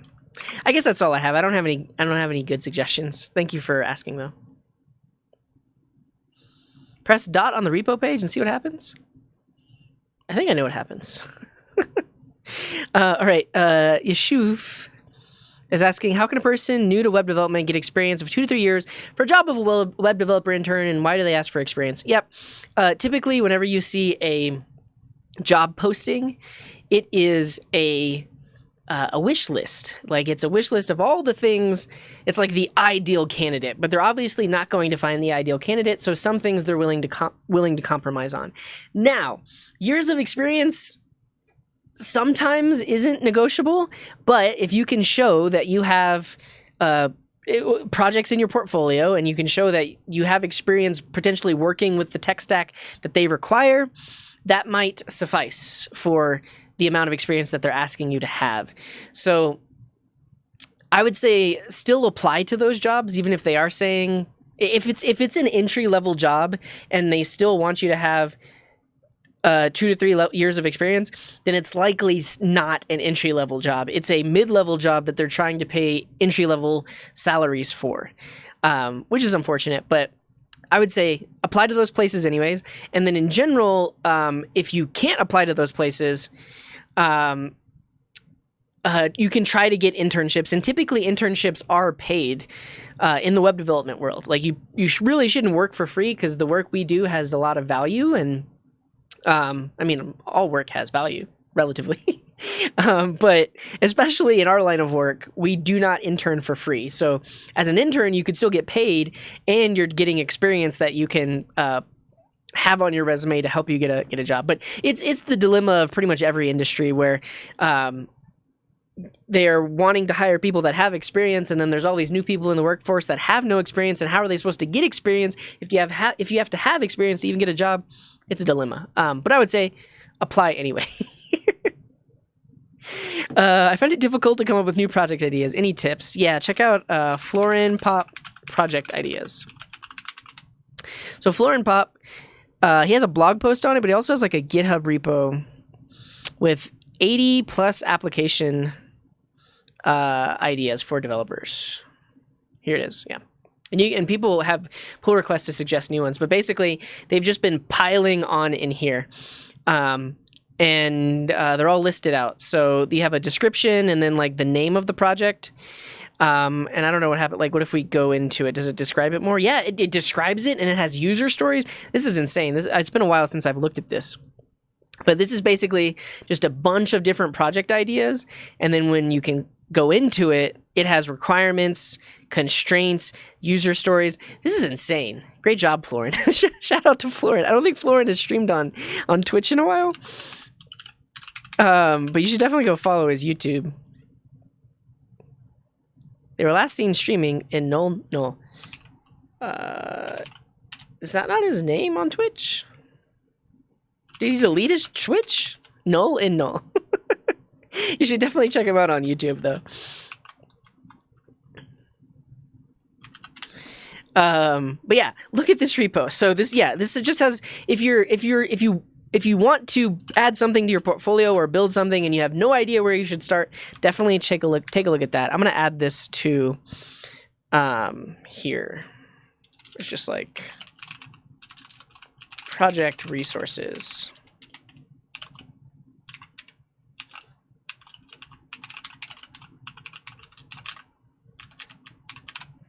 Cool. All right, next question. React versus Node for beginners. Okay, let's talk about this and let's break it down. Yeshivora, I don't know if you're still here, but people that are here, type 1 in chat if you're curious to know the difference between React and Node. Type 2 if you pretty much already know. Type 3 if you're just happy to be here. I may or may not answer this. Okay, we got a 1.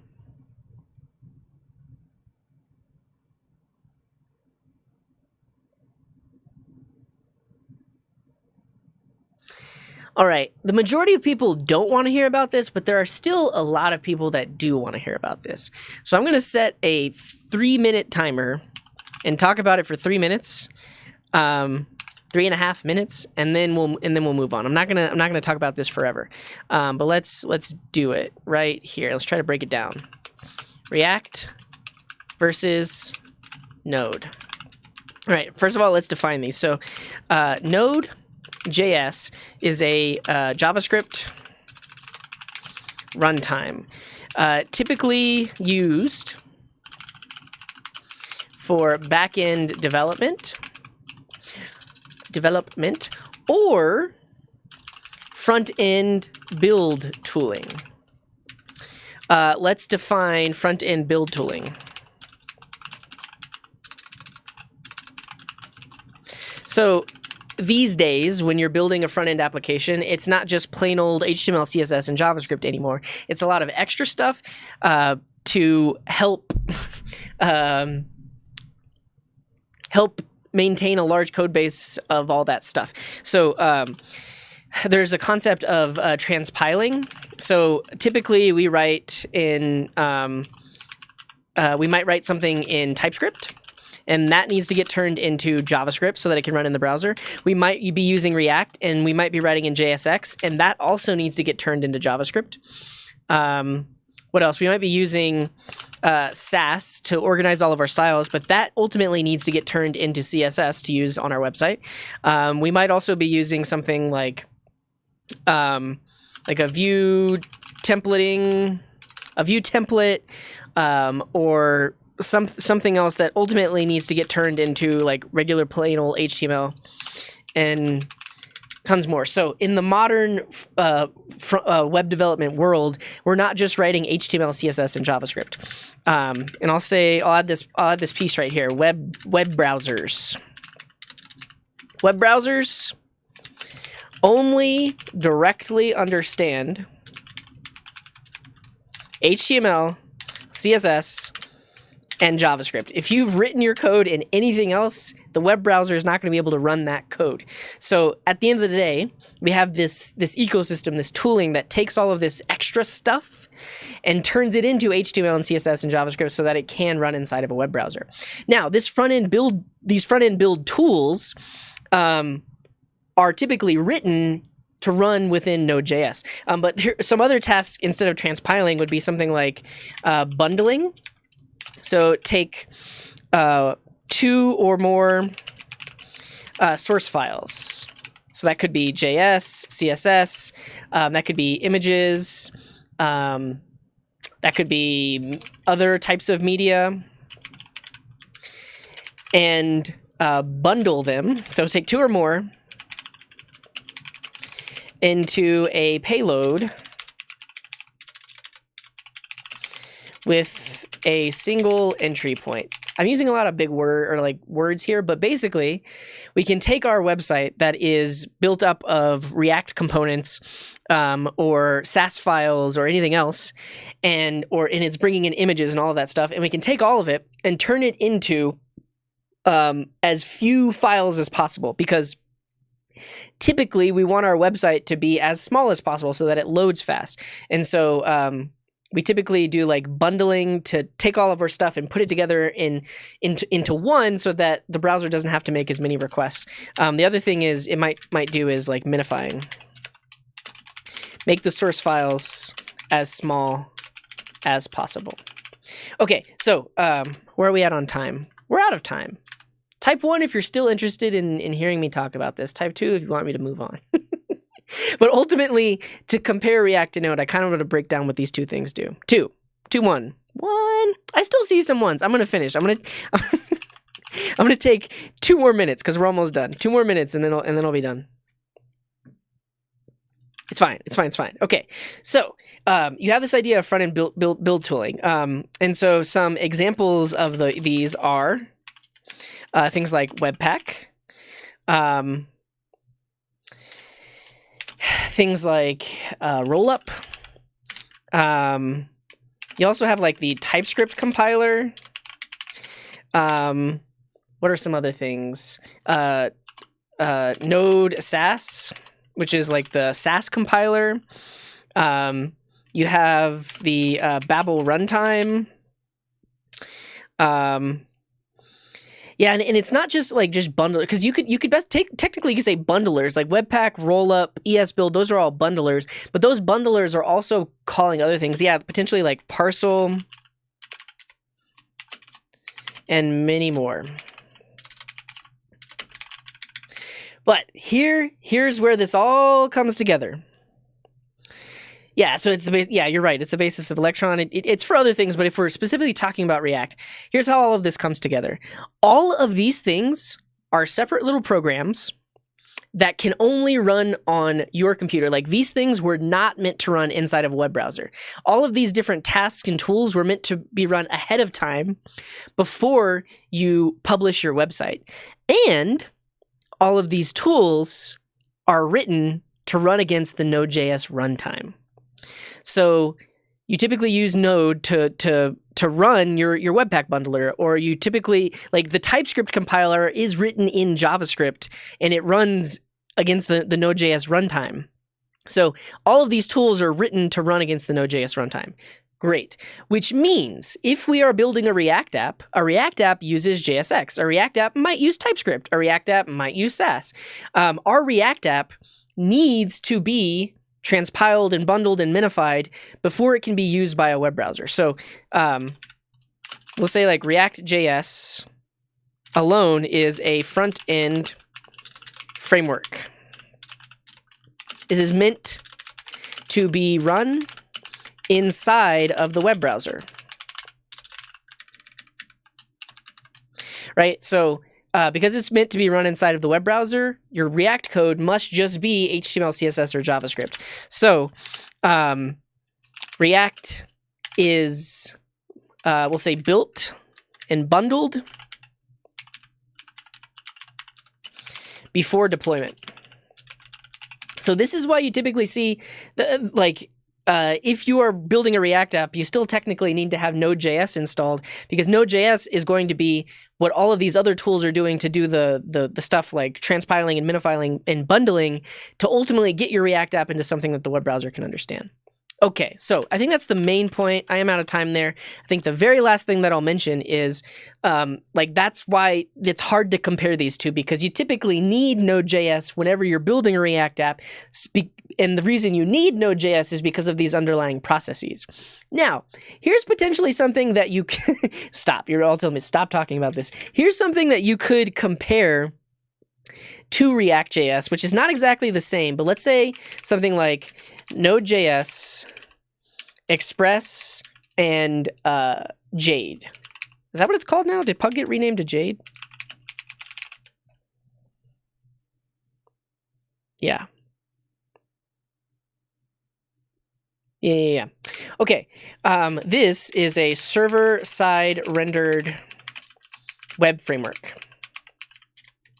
This requires the Node.js runtime,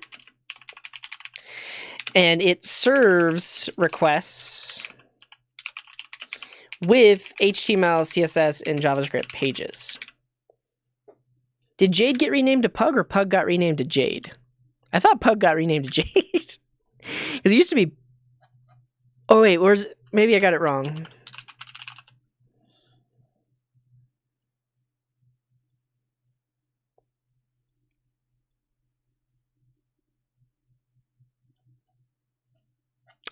They're both similar. Regardless, you don't need to worry. You don't need to know about that for this. Now, this is where you potentially could compare these two. Because if you're building an application like this, so because it's in Node.js, it's running on a backend, but technically this application does generate HTML, CSS, and JavaScript, and people can use... Okay, so I'll put Pug on here. And people can use this website just like they might use a React website. That's how you could compare the two. And then that is a different argument. That is a comparison between server-side rendered and just a single-page application built with React. It gets more complex than that, though, because you could have something like Next.js, which is Node, Express, server-side rendering, and React all built into one. And it doesn't necessarily have to be server-side rendered. The combination of the two above. But if you want to research more into this, this gets into the idea of hydration. You have an initial hydration of an app that then behaves as a single-page application.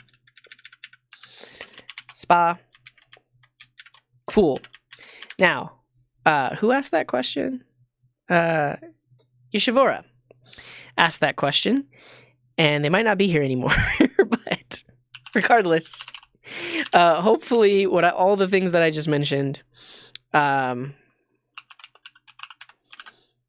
maybe sort of kind of help and get you going in the right direction. So here's all those notes that I just took if anybody was interested. If you learned something just now, if I cleared up something for you just now, can you type 1 in the chat?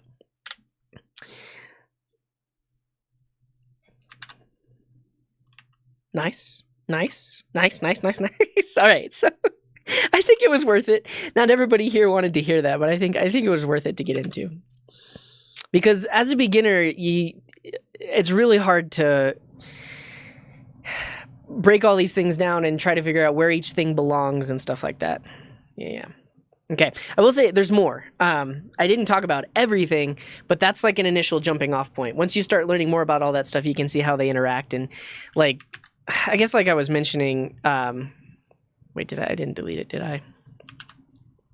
Things get iffy when you start talking about Next, because Next is kind of the combination of the two. It's kind of like the best of both worlds, but at the same time, I actually don't use Next. I still just do like have a single page application with React and like an API backend with Node and Express and no server-side rendering. But regardless, yeah, React runs in the browser, Node is for the server. But with Next.js, React actually does run on the server, which gets even more confusing. But yeah.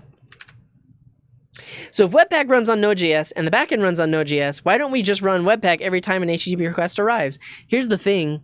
Some applications do that, and it is doo-doo, because your requests are going to be really slow. But yeah, that's actually a thing. There's actually like a just-in-time Webpack bundler for like Ruby on Rails and stuff like that. I'm sure it does like caching, but I would never build an app like that, because building is something that should be done ahead of time, I think. I don't know. What's the recommended method for authentication and securing the communication within a front-end page? It depends. Like if you're talking to a backend, that backend likely needs to have some sort of auth of some kind. You could use a service. It really depends. Oh, nice, SQL Gordster. Glad to hear it. All right, let's try to finish up answering these questions, and then I'll spend 10 minutes on that document, and then I gotta go. Okay. Dat Sour asked an hour ago. I work in IT on the help desk. I took Java, JavaScript, Web Dev, and PHP SQL in college. I want to become a dev and get promoted to work with the software devs and programmers.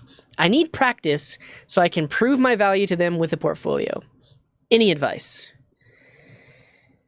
It's probably advice that you have heard today, but I mean, I would say like if that's really something you want to do and you likely need to keep your job while you're learning it, you're going to have to do it in your spare time. So, I mean, initially to get back up to speed and to learn that stuff, you are going to have to spend some of your time learning that stuff. I think the other thing, which might potentially be the best of both worlds, is to let your company know, let your superiors know that you are interested in doing that kind of thing, and they might actually give you company time to learn that stuff. Yeah, and Jamuth has a good point. Start building tools to try and automate some of your job. So if you work at the help desk, maybe you have a ticket management system, and maybe you use Slack to communicate with your coworkers, but maybe you could create some sort of Slack bot that integrates with that ticket management system somehow. Or maybe you could like send SMS messages whenever a new ticket is opened in your name or something like that. I'm sure, obviously those are just like random examples, but I'm sure there is something happening at your job that you could automate or turn into actual code. And that's a good practical example, because you're potentially providing your company with value, right? Like you're building something that your company can use, and you're also learning to code in the process. So yeah, those are some good tips. Yeah, and Geraldine is saying, talk to the devs, tell them you're interested. You could ask like, hey, can I shadow your team for a day? I'm really interested in learning more about this stuff. And also they might have some advice on how you can get up to speed with what they're doing. And Ziggy Dot says, I played this exact game. I worked on a marketing team while I was going to school. Before I was done, I automated the whole onboarding process for the marketing group, and that got me noticed in development, and the rest is history. Yeah. Solving real-world problems are the best projects. Yeah. So that's the advice, is learn in your spare time. Also, try to find something that you can build at work, which will get you learning, but also be applicable to the work that you're doing. And then the other thing, which probably is the first thing you should do, is just reach out to the development team and see what they have to say. And also reach out to your superiors to see if they can help you on your journey. Especially if it's a company that like you really like working at, they likely want to keep you there. So if you can figure out something that works for both of you, that'd be great. All right, last question. Oh, you use Microsoft Teams? Yeah, you probably, even so, like it was just an example, but you probably could do some integrations with Microsoft Teams. But yeah, hopefully that helps though.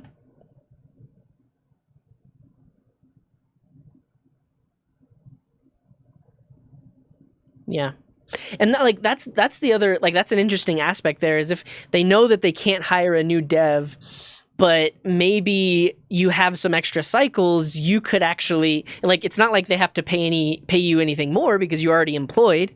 I mean, I think eventually if you move to the dev team, you would want like a pay raise. But all I'm trying to say is they could utilize you there if they do need more developers, and then you both benefit because you're learning to code, and they're also getting the dev work done that they need to do. So yeah. Okay, last question. Playboy Lamau says, how to become a full stack developer if I only focus on the front end right now? How much front end should I know enough to start learning the back end? Okay. This is always, I mean, all of these questions are tricky. Being a human is tricky. It's a lot of stuff we have to deal with. But I would say to answer this question, how much front end should you know to start learning on the back end? Honestly, you don't really have to know much because they're two totally separate things. It does help as a backend developer to know how the front end works, and it does help as a front end developer to know how the backend works to be able to build front end apps. But technically, you could just start learning backend stuff today. Now, should you? The answer is probably not if you are a beginner and you're newer to this stuff, because if you don't know enough about what you're already doing and you're trying to learn something new, we've talked about this today. It can be too overwhelming, and you really need to focus on one thing.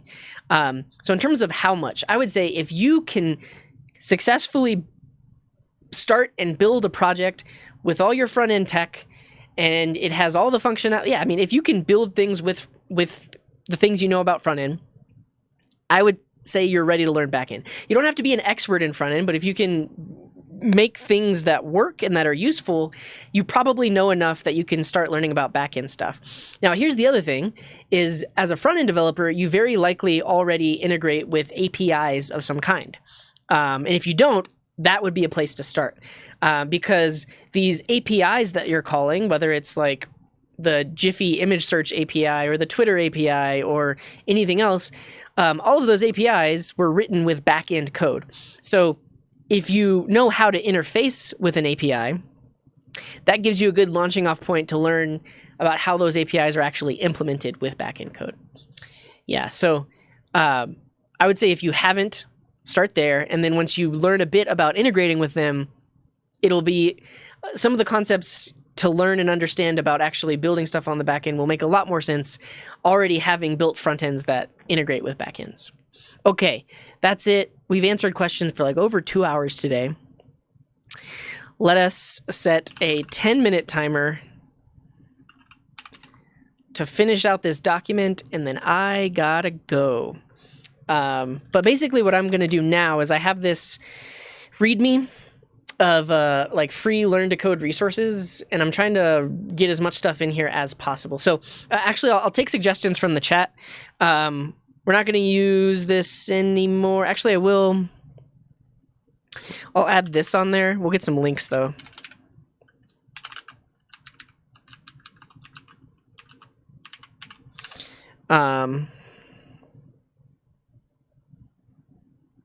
Yeah, so courses, we'll say university courses. Let's call this just like online courses. Yeah, there's CS50. There's probably one from MIT. CS50 is Harvard. Okay, and I'm gonna close that tab because I've answered a lot of questions today. All right. First up, in the chat, does anyone have a suggestion for a free online curriculum for learning to code? Now, this is what I mean, because these things that we're all suggesting fall into a lot of different categories. But specifically, if we look at Free Code Camp, it is very much scaffolded and broken down into different courses and lessons. So for example, if we look at responsive web design, it's broken down into the HTML, course, the CSS course, the visual design course, the applied accessibility course, that kind of thing. So that's why I call it a free curriculum, because it's made up of a lot of other courses. So this is, which course is this? This is the responsive web design.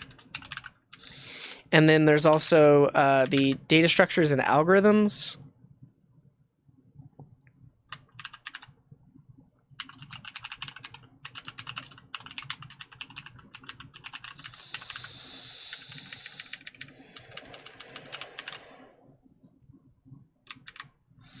And there's also front-end libraries.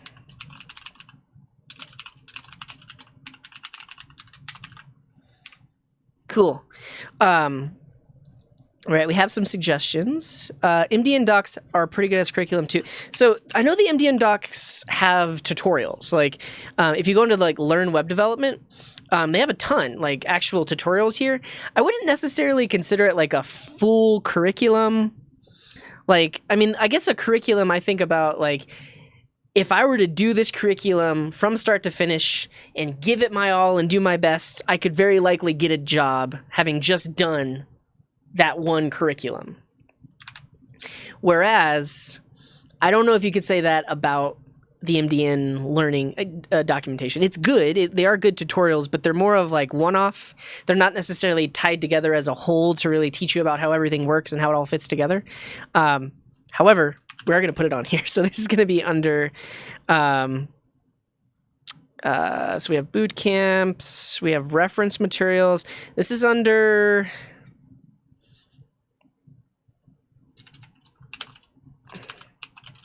online lessons, maybe?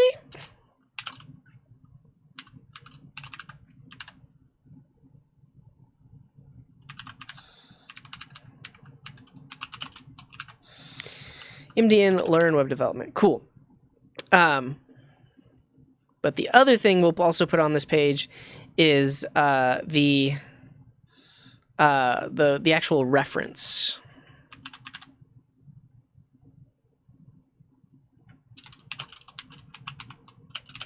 The Mozilla Developer Network. There. If you watched the video earlier, this is kind of like the de facto documentation, because a lot of the work we do on the web in writing JavaScript, JavaScript itself is a language which is based off of the ECMAScript specification. If you're wanting to learn about the features of JavaScript, it would be really cumbersome if you had to go to the specification to learn how the language worked. The Mozilla Developer Network has essentially documentation on how the language works. For example, we could look at like array map, like this. And so this isn't technically the official documentation, because the official documentation actually would be in the specification. But this is a really good like short page that describes what this thing is and how it works. And it's kind of like the de facto place to learn about that kind of thing. Because you could look other places, there's like W3 schools and stuff like that, but this is really well maintained and it's from a very reputable company. So that's why a lot of people will use it. Okay, Teach Yourself CS, never heard of it. Teach Yourself Computer Science. Programming, computer architecture. Nice. Okay. I'm going to start a totally different section. So we have reference materials, projects. This is a different section that is on like computer science and then also like data structures and algorithms. Because if we're specifically talking about learning web development, a lot of these things like computer architecture or networking or operating systems, they don't really come up that much in web development. However, it can't hurt to know about those things. So if you are doing like a DIY, like you're learning on your own, that'd probably be a good resource to jump off of. as a starting point, as a jumping off point. I don't know. Go by example. Oh yeah, Scrimba. We didn't talk about that one, but Scrimba has a bunch of tutorials, and they're interactive. They're really cool. If you haven't seen these before, let's just look at the courses. I don't think all of them are free. Actually, the front end career path I would actually put as kind of like a boot camp. I'm gonna put this under this front end developer career path, because this is a bunch of lessons that are all organized in a way that would help you get a job in front end development. But I do just want to show you an example of a lesson.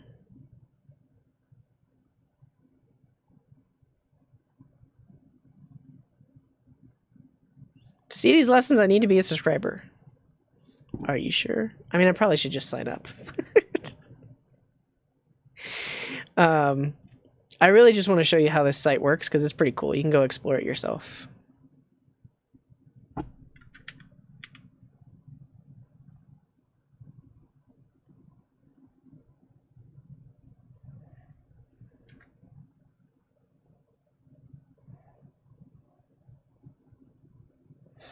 What happens if I just delete that element? Okay. It won't play. What I want to show you is that the lessons in the editor, as the instructor is teaching the lesson, you can actually see them coding in the editor. And then at any time you can click into the editor, the video will pause, and you can actually edit the code that they have written. That's really all I wanted to show you. Scrimba is a really interesting platform. And they have a bunch of other courses too.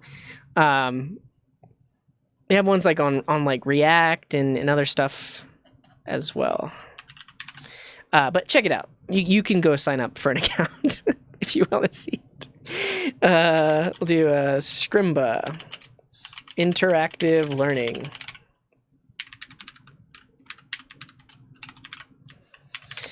Okay. And I'm pretty much out of time. That's unfortunate. I'm gonna at least scroll through everyone's comments before I leave. Yeah, nature of code is a good one.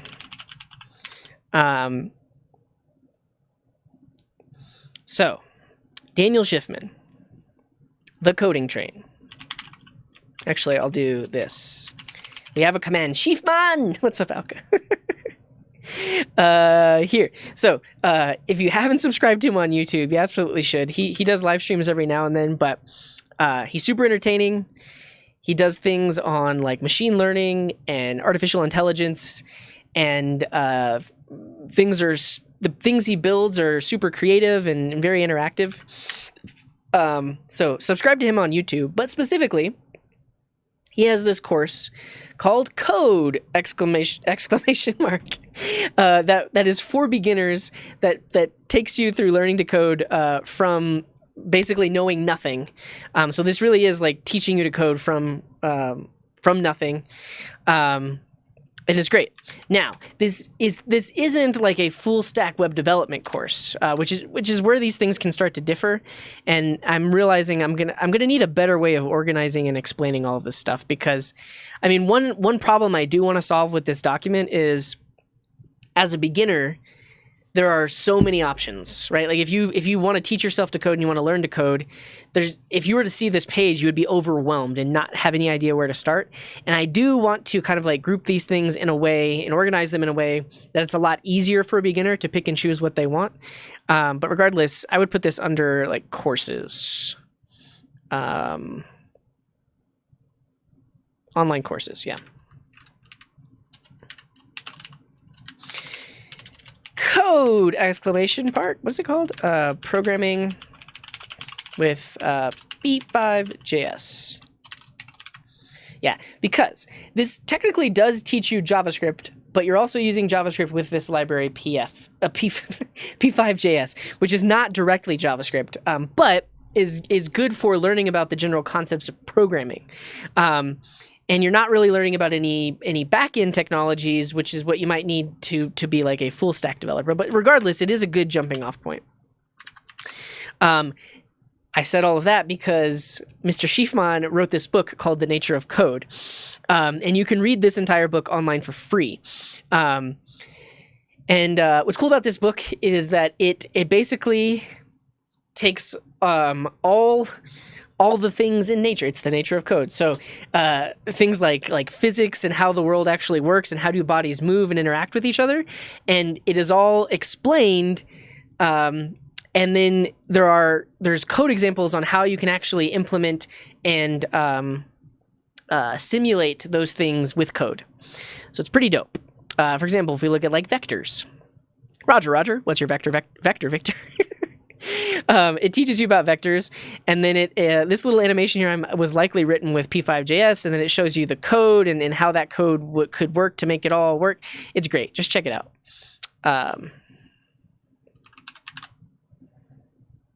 We're going to put this under books. We actually don't have a section for books.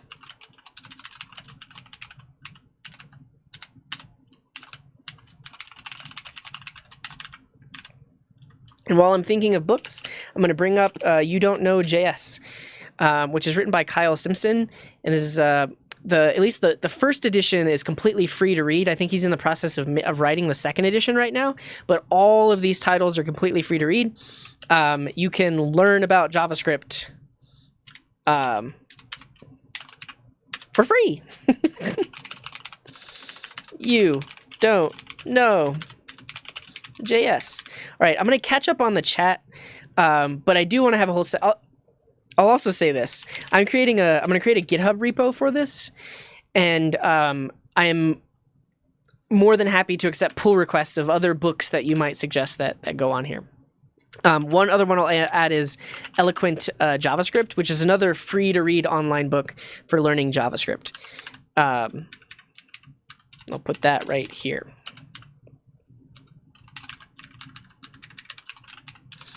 Eloquent JavaScript. Okay, I'm gonna finish reading this stuff. Yeah, and I will say I am focusing this list of resources on web development, either front end or back end web development. I'm not really, and I'm doing that so that this is an entry point for people that want to get into web development. Obviously, there are good things for like learning. Like Unity and game development, which somebody suggested earlier. And then somebody was suggesting try Hack Me, which is awesome if you want to get into cybersecurity. But not necessarily related to like web development. But I'll put a link to it. Here, cybersecurity training. Well, this is awesome because they set up containers that you get access to, and then they have like a list of things you need to figure out and do on that container in order to exploit it. So this is kind of like guided hacking, which is pretty sweet. Somebody mentioned Solo Learn. I've never heard of that. What is Solo Learn? Learn to code.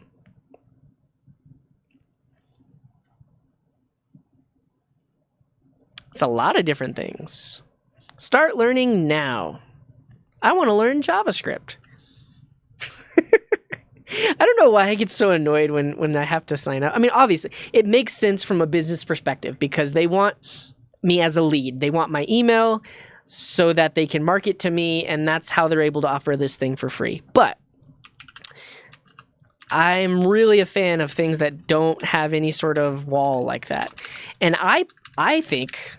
I don't have nothing to base this off of, but I think you build a potentially stronger brand and you build more loyalty if you don't force people to sign up because there's a very low barrier to entry. But I don't know. I'm just a guy. What is Full Stack Open?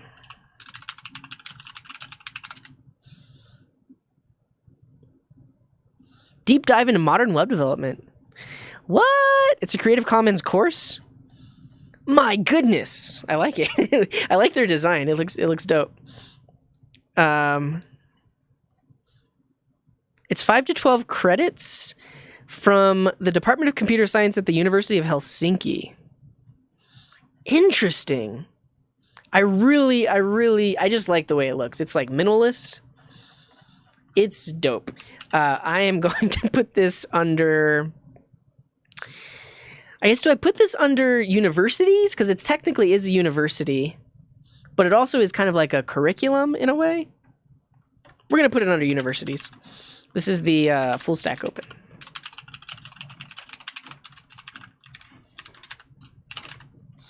It is the Department of Computer Science at the University of Helsinki. Oh, wait. The content is the same as the full stack course. This is separate from the university. I'm going to put it here. Okay. Let's keep moving. js.coderslang.com. Become a software engineer. Do you want to learn JavaScript and find your first job as a programmer? Together with our specialists, you will be able to learn the most popular programming language, JavaScript. Understand how Git works. I'm interested. I have to log in. I mean, I'll say, of all the things we've encountered today, this is probably the nicest because I can just click one of these things to log in. But I also don't want to. I'm not going to put it just because it requires, I mean, yeah, regardless. Teach yourself, we talked about teach yourself CS. What else? I mean, I'll try my best, but really I'm trying to find a lot of what you'll see in web dev is like full stack resources. So it'll have a course with a mix of front end stuff and back end stuff. I don't know if I have any specific back end resources. MDN does have a begin to end curriculum. Let's look at it.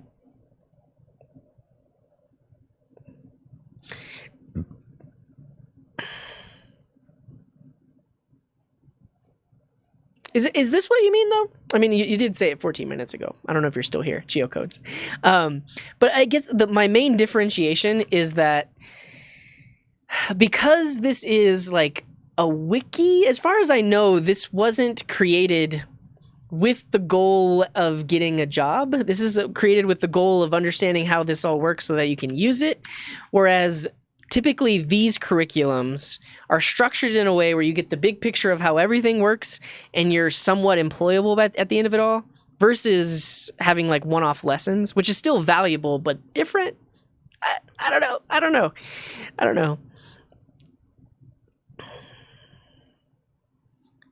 Java programming MOOC, full stack open. What's the Java programming MOOC? A free online course on learning Java. Yeah, somebody mentioned full stack open. I put that under curriculums. And this is going to go in extra.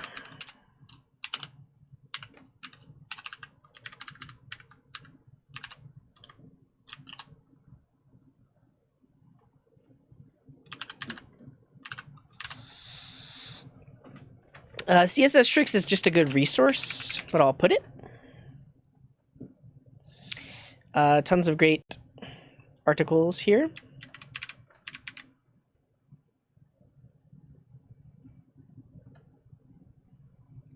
It's not a reference material. It's an online... Do I not have online resources?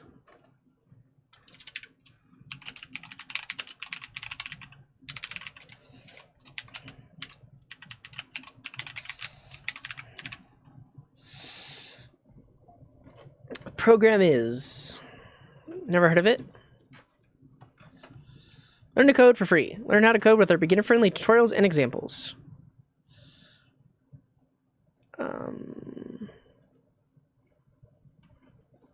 Seems fine. It's kind of like...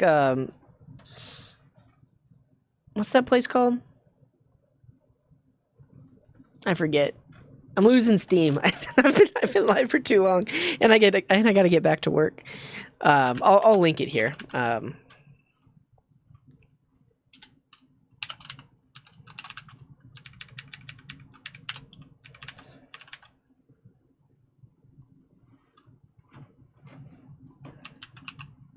Repl.it. It's like Repl.it. I don't know if anybody mentioned that.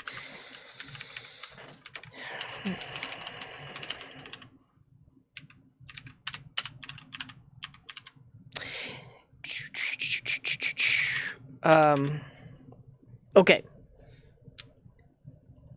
Yeah, and Lunar Sailor has a great point, which I'm already feeling, even though I know what I'm doing. All of these materials sure can be overwhelming. Tutorial hell definitely is a thing. Yeah, exactly. So this is just a jumping off point. This is where we start, but I want this to be a source of something I can create that is somewhat guided and a bit more opinionated, so that as a beginner, you're not just staring at a page with 100 links on it, because I know that is overwhelming. And like in general, I would kind of, as a beginner, steer towards more just the curriculum. That's kind of why I have these at the top, is they're very structured and they give you a good place to start. And then from there, you can branch out and decide to pick and choose from these other resources. But you're absolutely right. Staring at a list of 100 things is not that helpful. Maximus is saying, I'm 47 and wondering if you think it's a good idea to switch careers to programming. Would I be able to catch up compensation-wise after 5 to 10 years in this role if I'm performing well? In terms of compensation-wise, I guess it depends on what your current career is.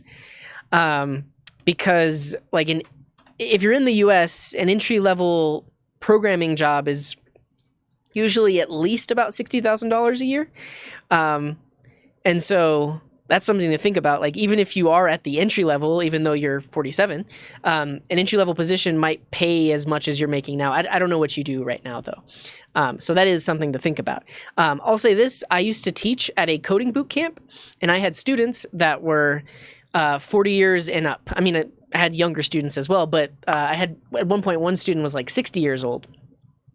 They were mainly just learning for their own benefit because they wanted to learn to code. But the older people that have come through the program that I taught at still were able to find jobs in the real world. So I think it really depends on what your current situation is and how much what your compensation is there to really be able to compare it. What else? I'll put this README on GitHub. I'll give you the link to this README when we're done making it. I have 3 desks in my house. There's only one desk that I use here on stream. Yeah. Can I use? Yeah. That's actually, yeah. See, that's the thing, is like these things fall into different categories. Like, can I use is something that you would use when you're already building and implementing things. You wouldn't necessarily use can I use to learn. However, it's a great resource, and I think like as we get more of these, we can start to categorize them more. Like this is technically like an online tool of sorts, but it's still useful. Like it's good to know that that thing exists. Okay, what else? OSSU Computer Science. What is it? What is the OSSU? Open Source Society University. Huh. They've got repos for all kinds of things. Math, data science, bioinformatics. Cool. All right, let's look at their computer science one.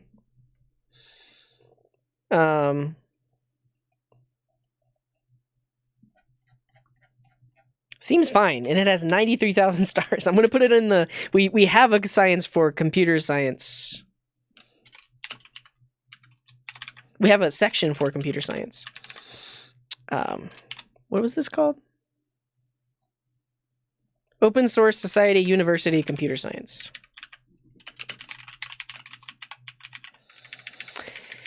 Data structures and algorithms, I think, would actually technically be like a different section.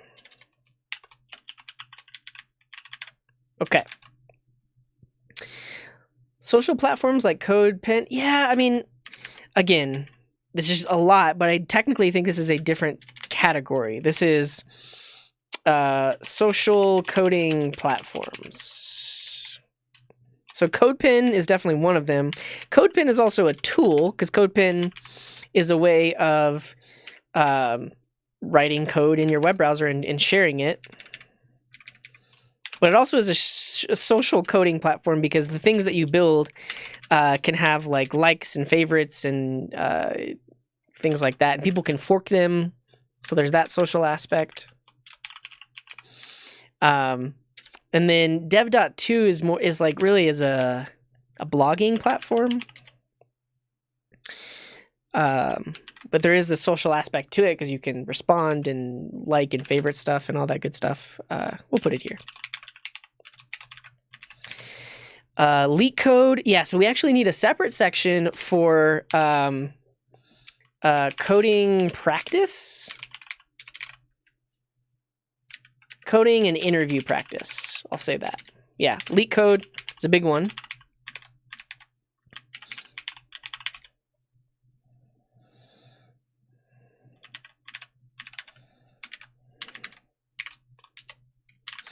But there's also Code Wars, which is the one that I use a lot here on stream. Code Wars. And then there's also like Project Euler.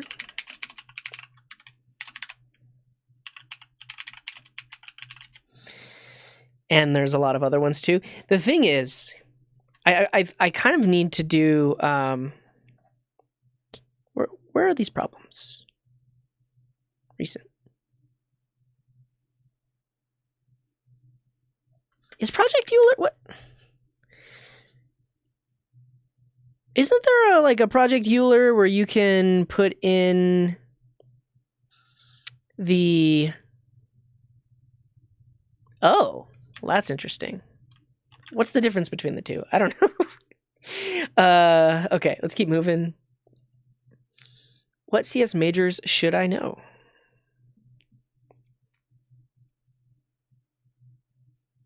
Oh, what CS majors should know? Okay. This is going to go under our computer science section.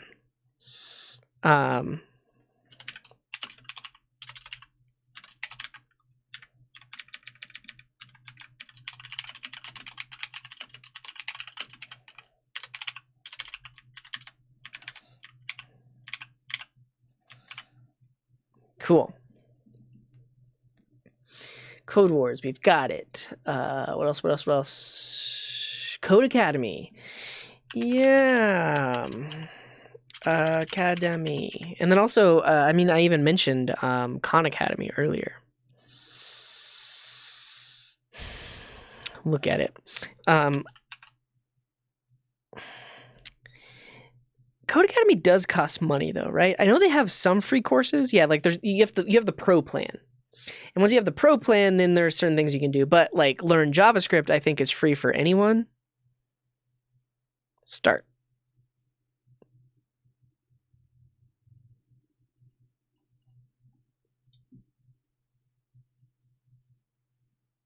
Cool. I'm going to put that under courses.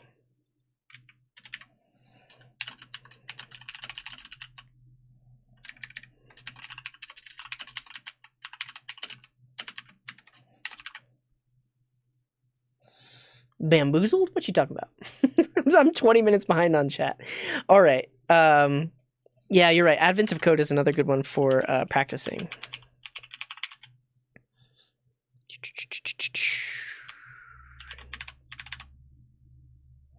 This is coding and interview practice.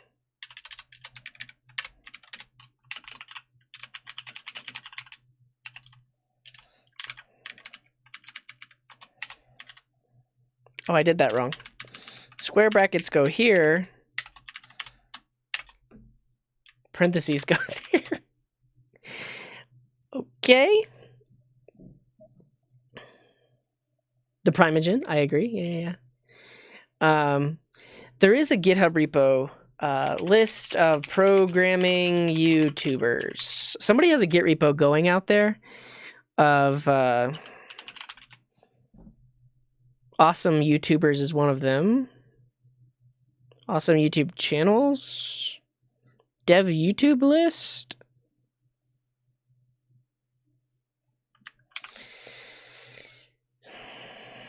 So this one forked from Elfo Crash, which forked from Jose De Freitas.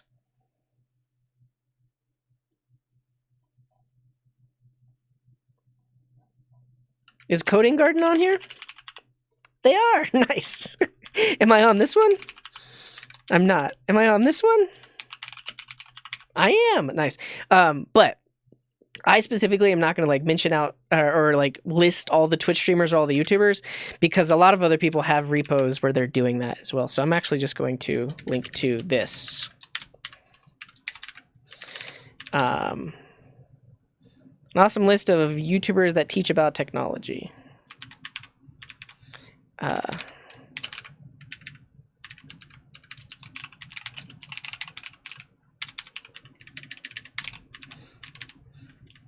mean, this has 2.6 thousand stars. This has 337.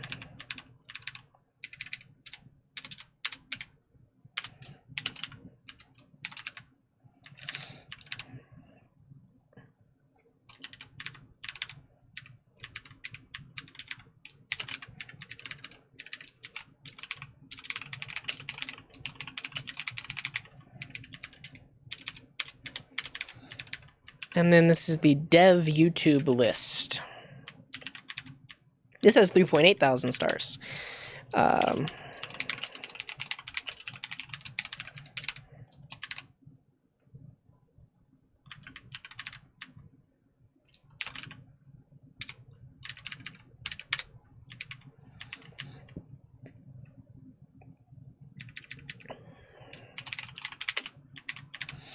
Cool. All right, I'm still 20 minutes behind on chat.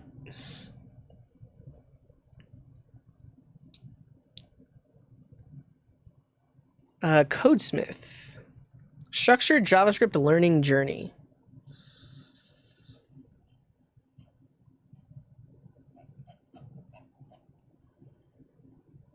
Overview. Login. Preview. Introduction to callbacks and higher order functions. I've seen this person before. Who is this? Callbacks and higher order functions. These are core principles of the function. Oh, I know where I saw him. I saw him on front end. Isn't it front? What is it? Front end masters. Front end masters. Which is another really great resource. But I saw him teaching a course on, was it like how the actual JavaScript compiler worked? I don't know. But I keep digressing. This is another good resource. I mean, technically this is a paid resource though. I know for sure that they have they actually have a boot camp. So I'll put that under the bootcamp section because it is free. It's completely free, and they've got all these courses on it. Though, I mean, technically, you're not going to learn everything you need to know about in 21 hours. Practical algorithms is free, so some of them are free. Okay, we'll list some free ones.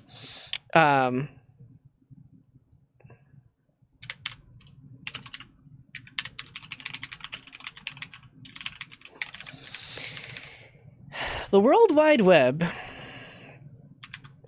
is a crazy place.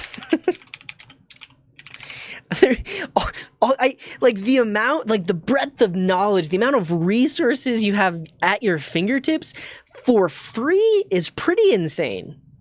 Now, you do have to be a somewhat disciplined person to be able to go through these things and teach yourself these things.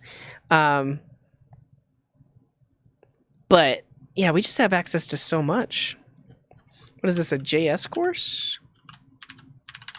Put it under the courses section. Online courses.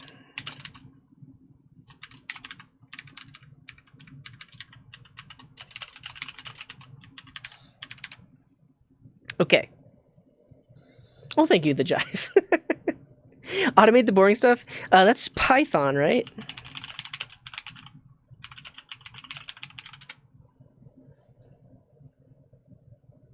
Is that the only one that exists, or is there an actual, like, straight up?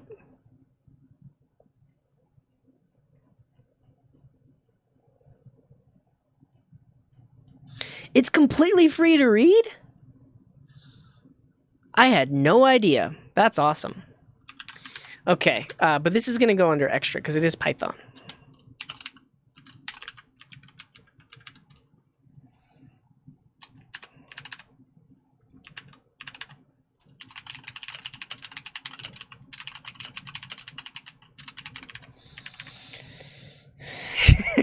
Yeah, Melotrash. Can I interest you in everything all of the time? Anything and everything all of the time. I mean, there's just so much. There's so much.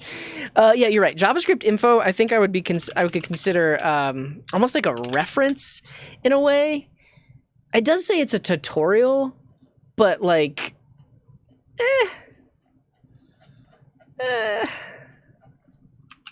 we'll put it here. Put it under courses.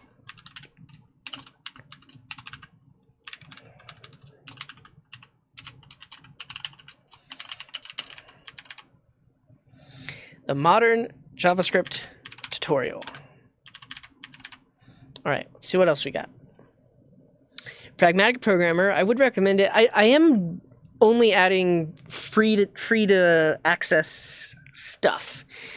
This is a book you have to purchase, and I would recommend you purchase it, but I'm trying to keep the list to just stuff that is not paid. Yeah. You can get it on Audible. You can use your free Audible credit to listen to the Pragmatic Programmer. All right, what else? Have we gotten any? We have, and I've missed a lot of them. Trains, thank you for the 11 months.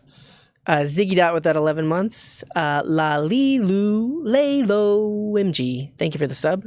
Sound of Gaming with the 6 months. Thank you for all these educational programming streams. You're very welcome. And Punchy Penguin, thank you for that Prime sub. What is Quick Labs?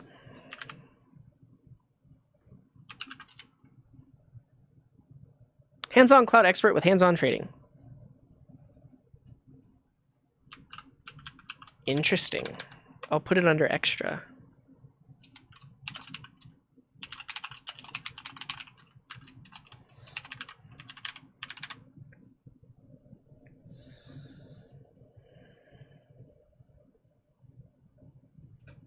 Yeah, a lot of people have recommended that book.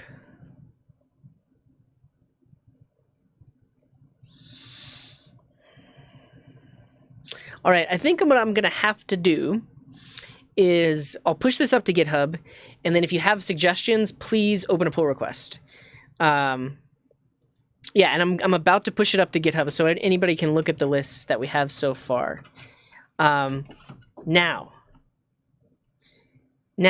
I think the main thing is we need to link out to other places wherever we can. So for example, like down here, instead of just listing out a bunch of YouTube content creators, I linked out to these other repos where they're managing that list of people. Similarly, I know people have created like awesome courses or other GitHub repos where they link out to a whole bunch of other stuff. So I think I would prefer to do that where I can.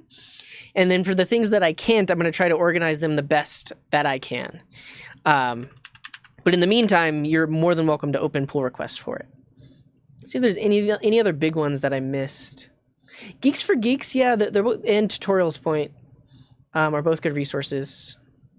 MB Dealer, thanks for the 12 months. That's a long time.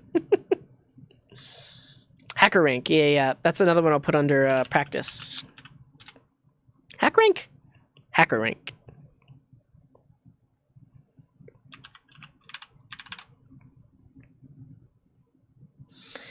This is project and coding practiced.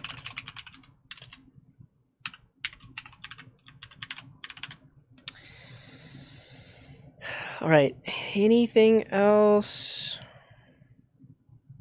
What if I highlight one or two recommended ones? Yeah, and I think Doc, like that's a great point. So Doc is saying, to help with the overwhelming choice, what if I highlight one or two? Yeah, and I think that might be where I go with this, where first we build up a giant list, and then I actually spend the time going through these and then making my recommendations. So if you trust me in my opinions, then you can trust my recommendation. So yeah, I think that is a good place to start. I need to add a link to the Odin project though. We didn't talk about this one, but this is basically a full online curriculum.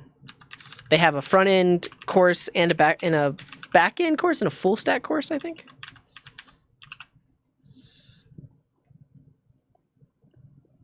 Yeah, I would say if you look at any of those YouTube creators, you'll probably find something like that for React with a backend API.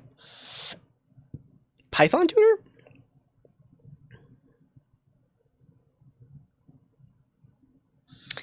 Do.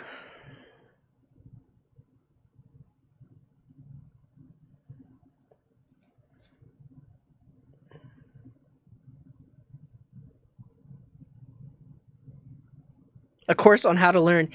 That's a great point. I think there's one out there. Well, I think actually no. Yeah, the Odin Project. I believe the Odin Project has an initial piece on how to learn foundations. I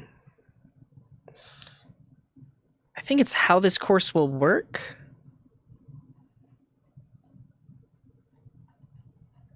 Actually, I don't know for sure. It's somebody might have a suggestion, but we actually used to teach that at the boot camp that I used to teach at. We called it learning how to learn, because that in and of itself is a skill, and you kind of need that skill to be able to jump into all of this stuff. So yeah, that's a good point. I'm gonna try to do some research. What I'd like it to do.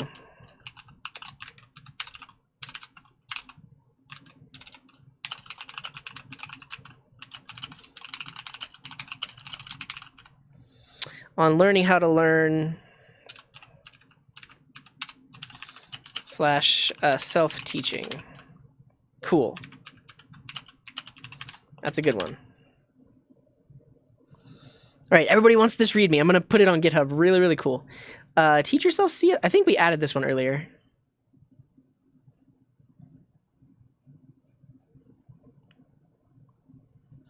This is a good, yeah, build your own X. That's a good resource. Let's say like under like projects and stuff like that. Exploring JS.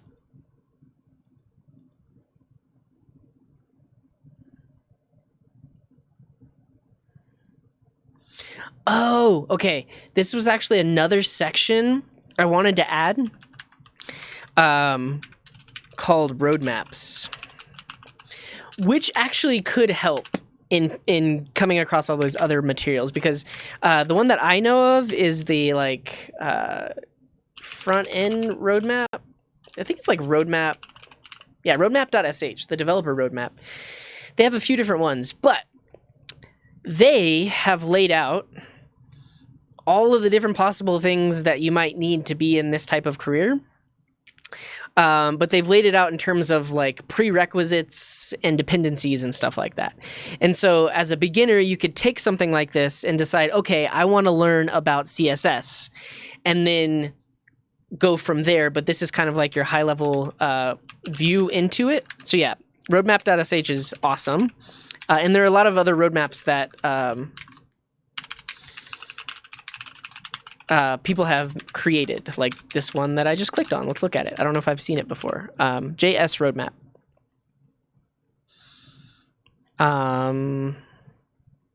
Topics. Analytics. Google Analytics. Backend. Front end. Getting a job. Cool. This is not exactly what I had in mind, but it is breaking things down, which I like. CJ recommended, yeah. I do. There's so much I need to add. Basically, I need like a 12-hour stream where we do nothing but make suggestions and then just work on this thing. But for now, this is gonna have to do, and I will be accepting pull requests. Become a full stack web developer. Learn Git branching. There's a course on Coursera called Learning How to Learn. Okay. It's pretty okay. A raving review from Bfigtree. It's pretty okay. Der Sinn dieser Erwundung ist, die umfangreichen und komplexen Zusammenhänge der Prozesse die Wege der Arbeit mit Git ablaufen zu verdeutlichen. Ich hoffe, du hast Spaß dabei und lernst vielleicht sogar etwas. How did I do? The locale is in German.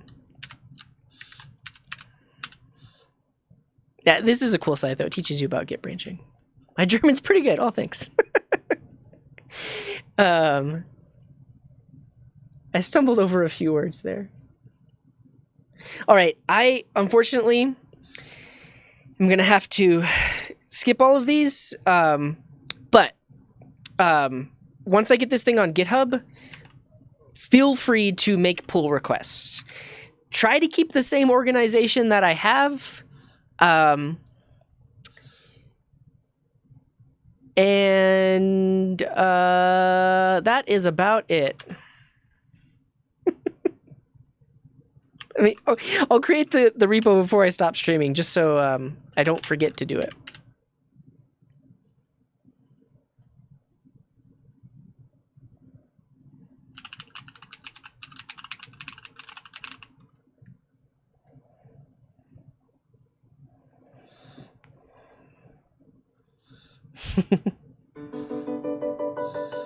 And Mr. Aliv with 160 bits, year.io. What is it? RTS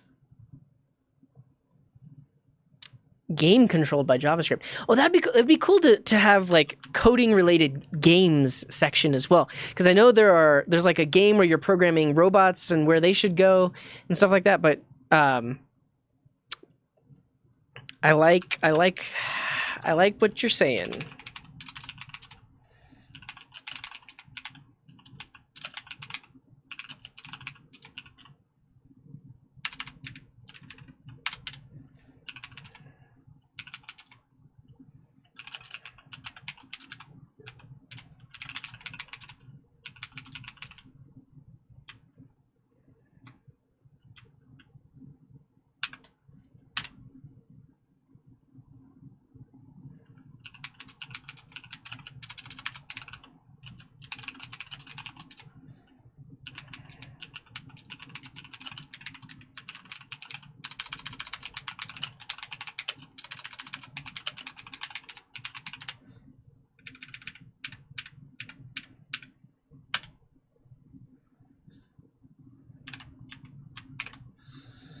And we're live. We're live, everyone. So github.com/codinggarden/learn-to-code resources with dashes. But I think we did pretty good for just like an hour or so of throwing out links and stuff like that. But you can go here to click on all the stuff that we talked about today. But also, if you have suggestions, please make a pull request and add it. I think initially I'm just going to accept pretty much any pull request as long as the formatting is maintained and you don't mess with too much stuff. But then eventually we're going to take this giant list of resources and narrow it down into the Coding Garden recommended ones. But I think, I mean, even for anybody, this is like, it's a ton of good stuff that you could use. I'm glad to hear it, Punchy Penguin. And thank you for that gifted sub, Punchy Penguin, and for the sub earlier. MB Dealer with the 12 months Veer from, is it the Veer that I know? What's up, Veer? Thank you for the sub. Mr. Alev. But yeah, let me look at year.io real quick. Real-time strategy game where you control your units by writing JavaScript. Is it like Screeps? Nice, Veer. Thank you for being here. Yeah, Veer hangs out over at the Seth Drumstring. Check him out. This is cool. Have you heard of Screeps? And Straight Rogue. Thank you for the 100 bits. Screeps is I guess Screeps you might not use JavaScript. I don't know, but we're going to have to add a whole section on like learning to code with programming games. What was I going to do? Oh yeah, we were looking at this. And that's it. Punchy Penguin, thank you for the 35 bits. All right, I gotta go. I am way late for work. I'm gonna be working into the evening. Hopefully this was useful for everyone. If I didn't get to your questions today, I'm sorry. There'll be future streams. I'll be back. I'll be back. But yeah, in the meantime, you can check out that repo that we created and check out the Discord if you want to discuss some of this stuff. And I've already mentioned this, but really my goal is to have a good entry point for beginners into programming. Yeah, you have a good evening too, viewer. Thanks for hanging out. Thanks for the sub. Okay, I'm gonna go now. The next stream is planned for next Friday. I might be back before then.